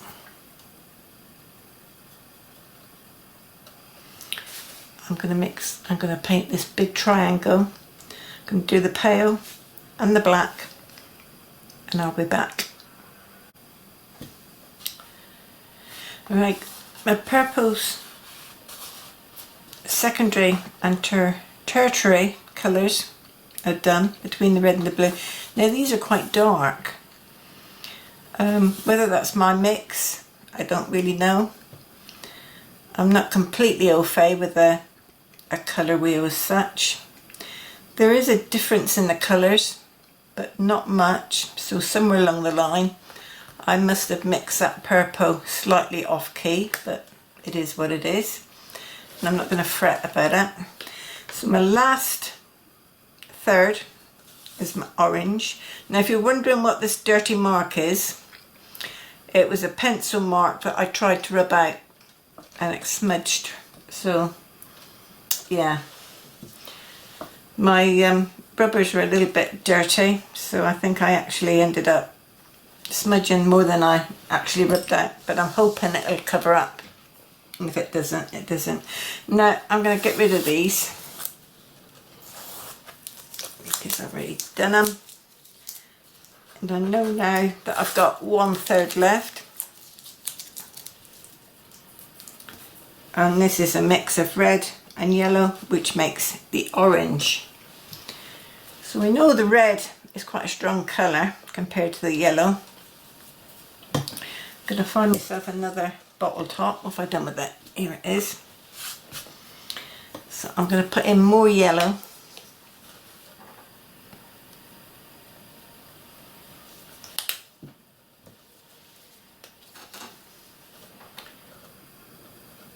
And I'm going to add the red gradually. Now, this colour mix will be my preferred colour rather than anything that's scientifically formulated for it.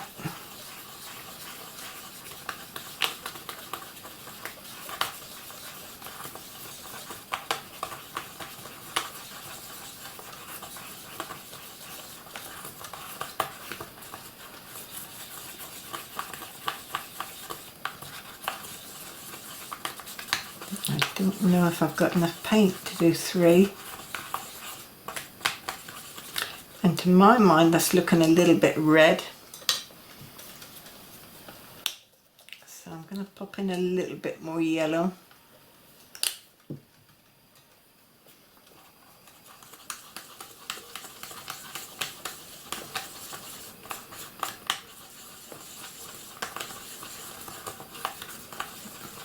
Right, that's a little bit more pleasing to my eye.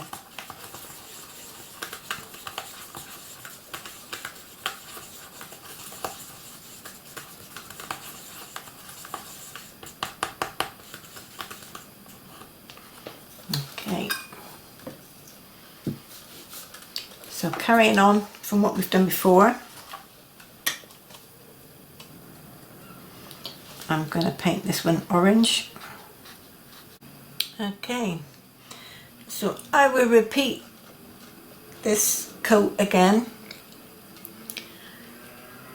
and mix it with white and black, and then I'll be back. So orange and white makes a nice peachy colour. Orange and black, and we start going into the browns. So that one's done. Now I'm going to come into this one first because yellow is paler than red.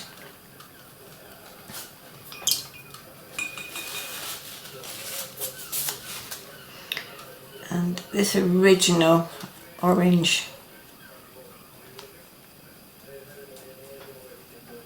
I'm going to take this part of that one out, and I'm going to add more yellow because these two mix together to make this one. Now, this is nearly 1:1, but not quite. I'm supposed to drop water on there, never mind. It'll mop up. Okay, so let's get this one mixed in.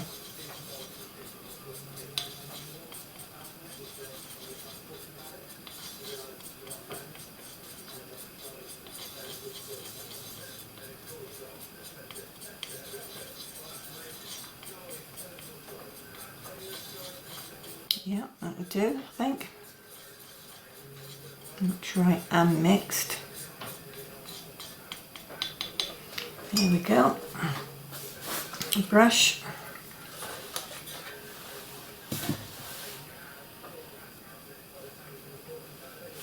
So an orange yellow, between orange and yellow. Pop this one in here.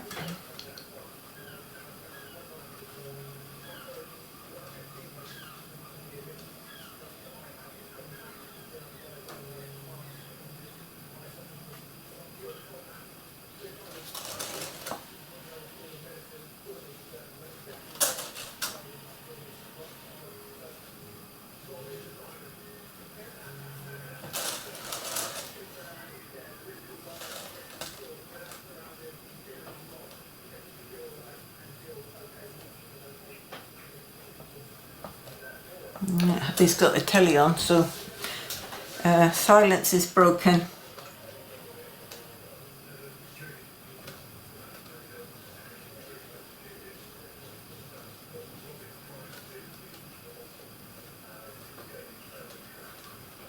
Okay, so I'm going to dry this one, put another coat on.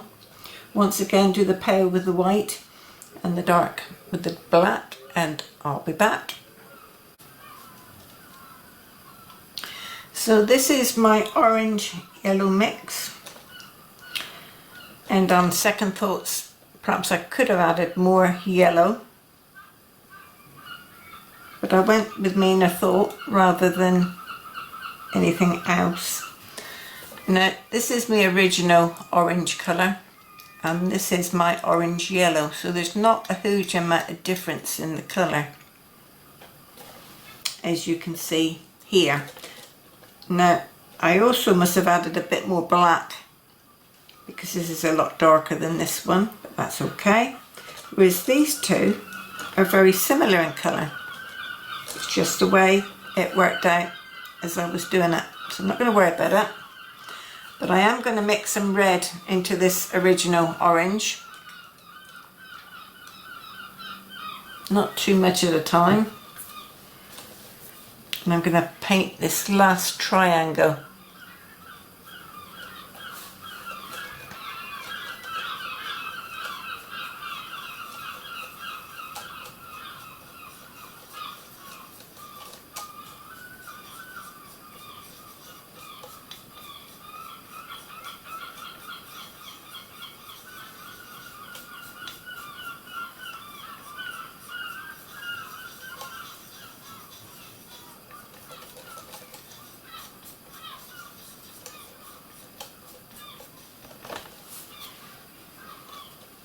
Okay, so there's my orange.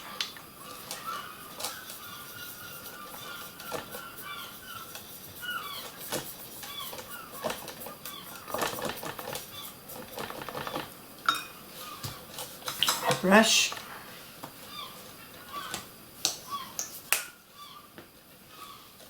Oops. I'm going to paint this one with that red orange, add the white and the black, and I'll be back. Okay, so my orange red is done, and now that this is done, this yellow orange to me is a little bit too orange. Now I've still got this mix here, and I'm going to add more yellow. Now this is the beauty of painting with acrylic paints, because you can go back over and change things. So this is quite a bit of yellow going in this now. Got to be a little bit careful because the paint is drying underneath, so I'm likely to end up with little bits in the paint.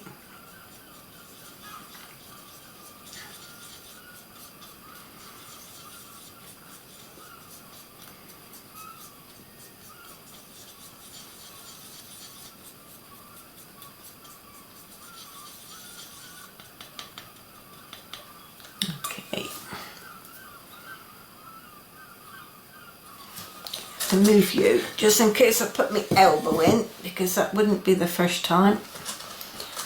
Okay, I'm going to come down over the top of this one.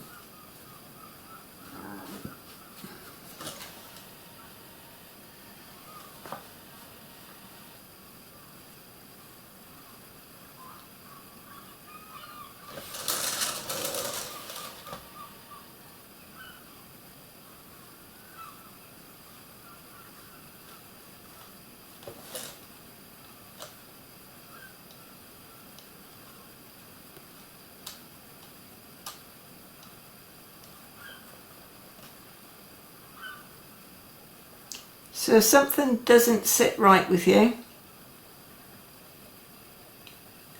go over the top, either paler or darker, whichever way you need to go. Now, saying that, I'm not going to do anything with these because I'm not actually sure where I went wrong, so we'll leave that be. Now, I'll get this one dry.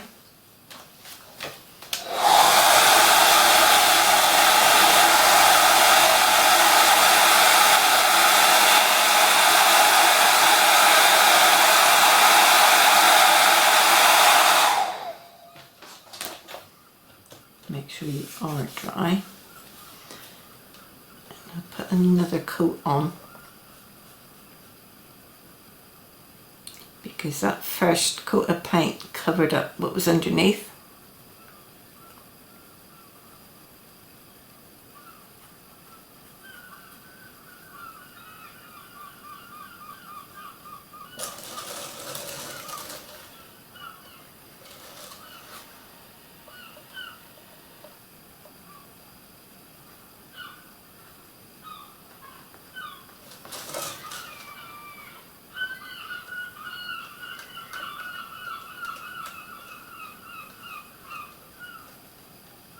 That's better. Right, I'm glad I did that, because there's a difference in these now.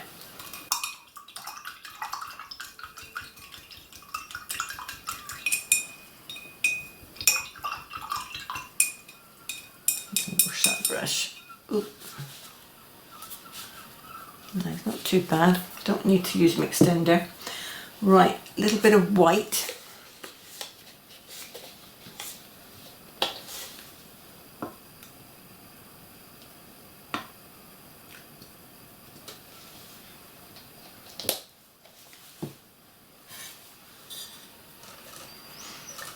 And I'm going to use my brush. Didn't know what to, but I'm going to.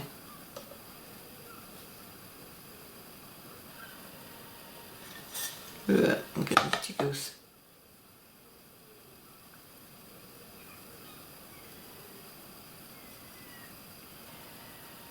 Do a little bit more.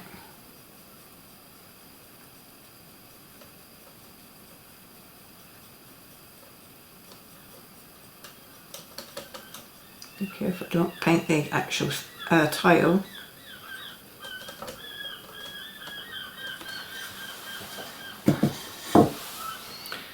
I don't think I'm going now. This one, isn't it?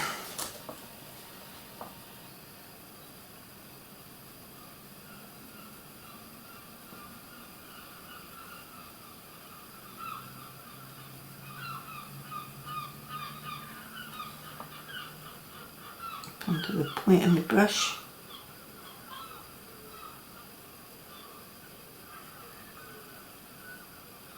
Get this one dry and do that one again.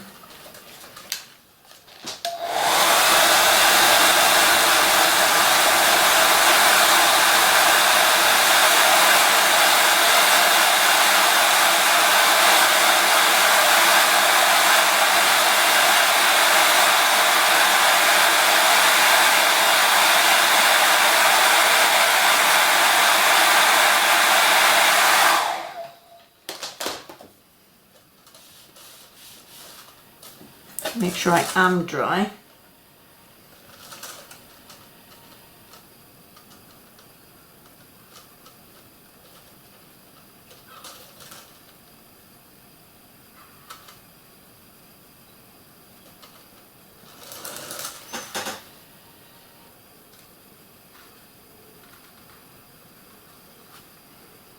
I must admit I do like these pastel colours.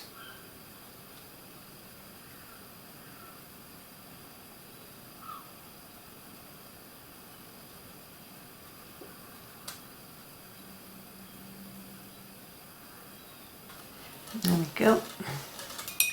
Give that brush a good wash.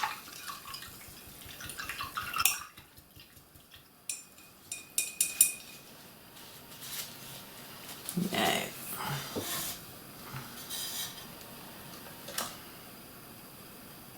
a double up of that orange. My black still usable. Eat that.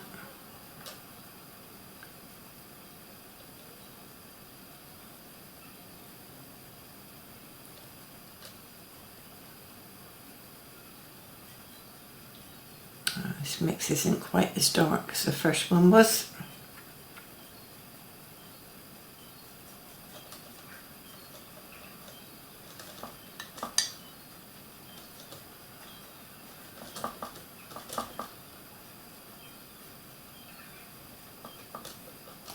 Okay, down you go. Which one is it? This one, isn't it? Oh, what a difference.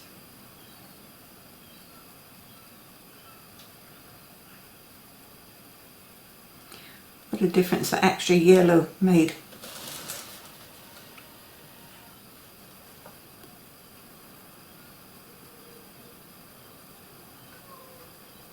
Very little pressure on this brush to do these little tiny triangles.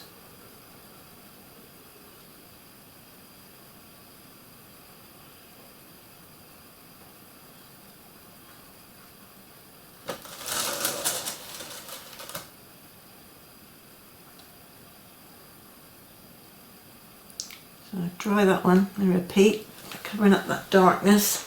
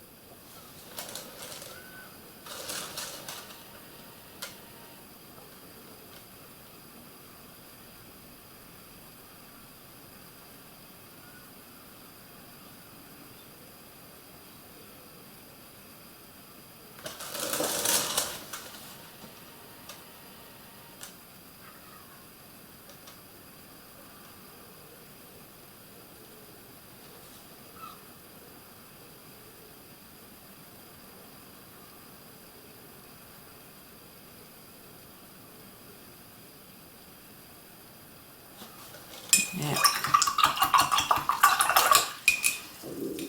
Oops. Now, I will clean that brush. Now finished. Let's see what comes out. Hoo-hoo. Black and yellow.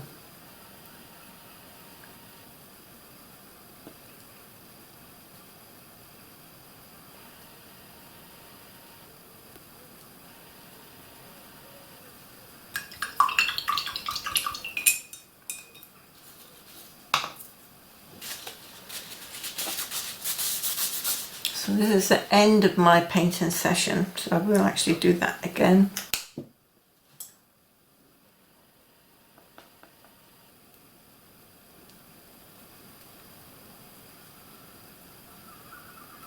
Pressing down on the ferrule.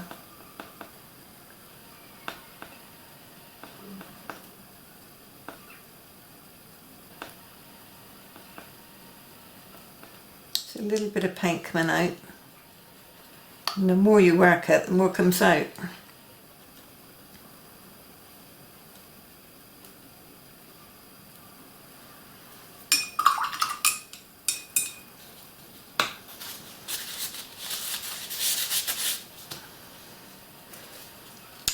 Third time lucky. Let's hope so anyway.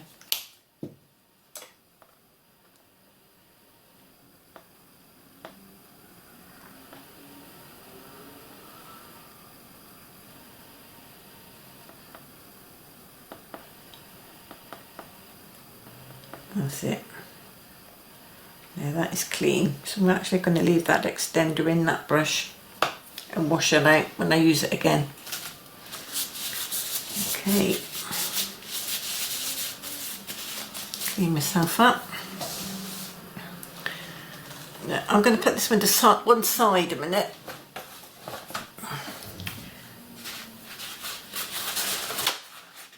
And I'm just going to put a clean one down there. I don't usually do this on my turntable. So I need a double dirty piece of kitchen towel.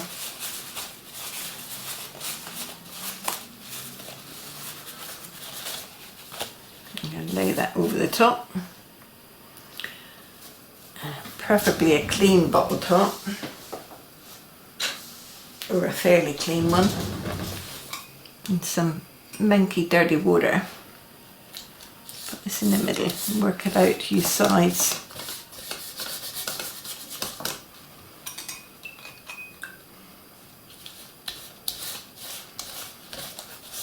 Catch the paint that's on your palette.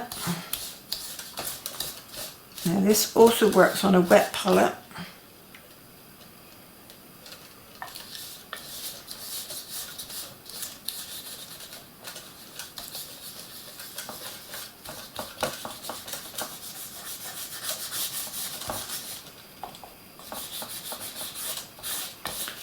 And it also works on dried paint, but you need to leave this water on a little bit longer for it to soak up. I've got another piece of kitchen roll.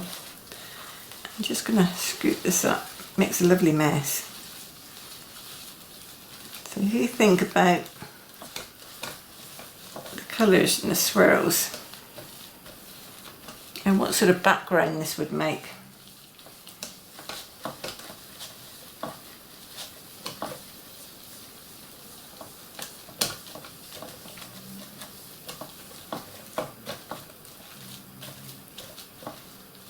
Okay, pick up that bit of paint. Quickly into the bin.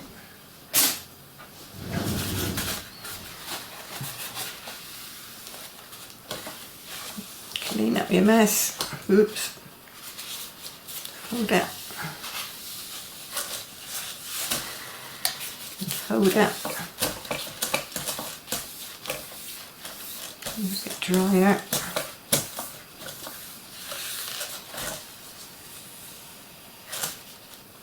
Keep folding it.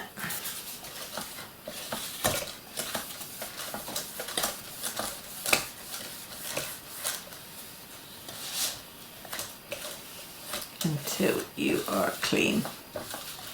Bit of dried paint there. Now something else that works quite well to clean up a tile, if you've got such a thing, is a ceramic hob cleaner. One of the scrapers. So now this piece of paper will go for my next project. So let's bring this one back a minute. Oh, there we go.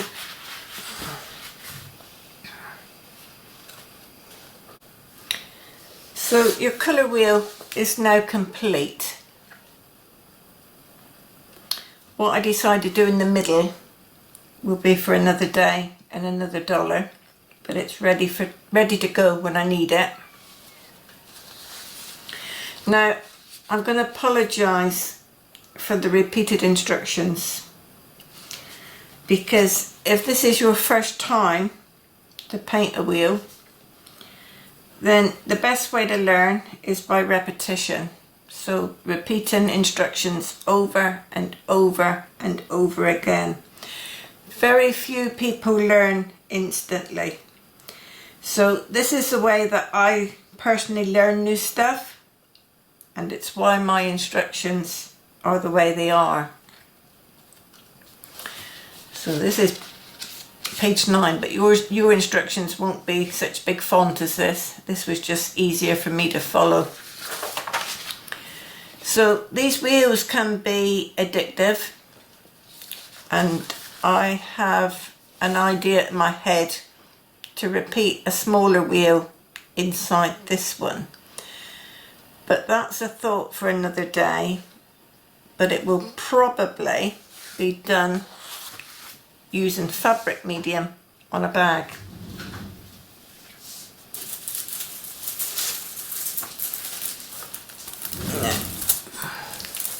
This is just a plain cotton bag. Nothing special, just a little cheapie. And I'm very tempted to play with different colours. I've started marking it up so the cogs are moving, but watch your space, because this is another day and another video.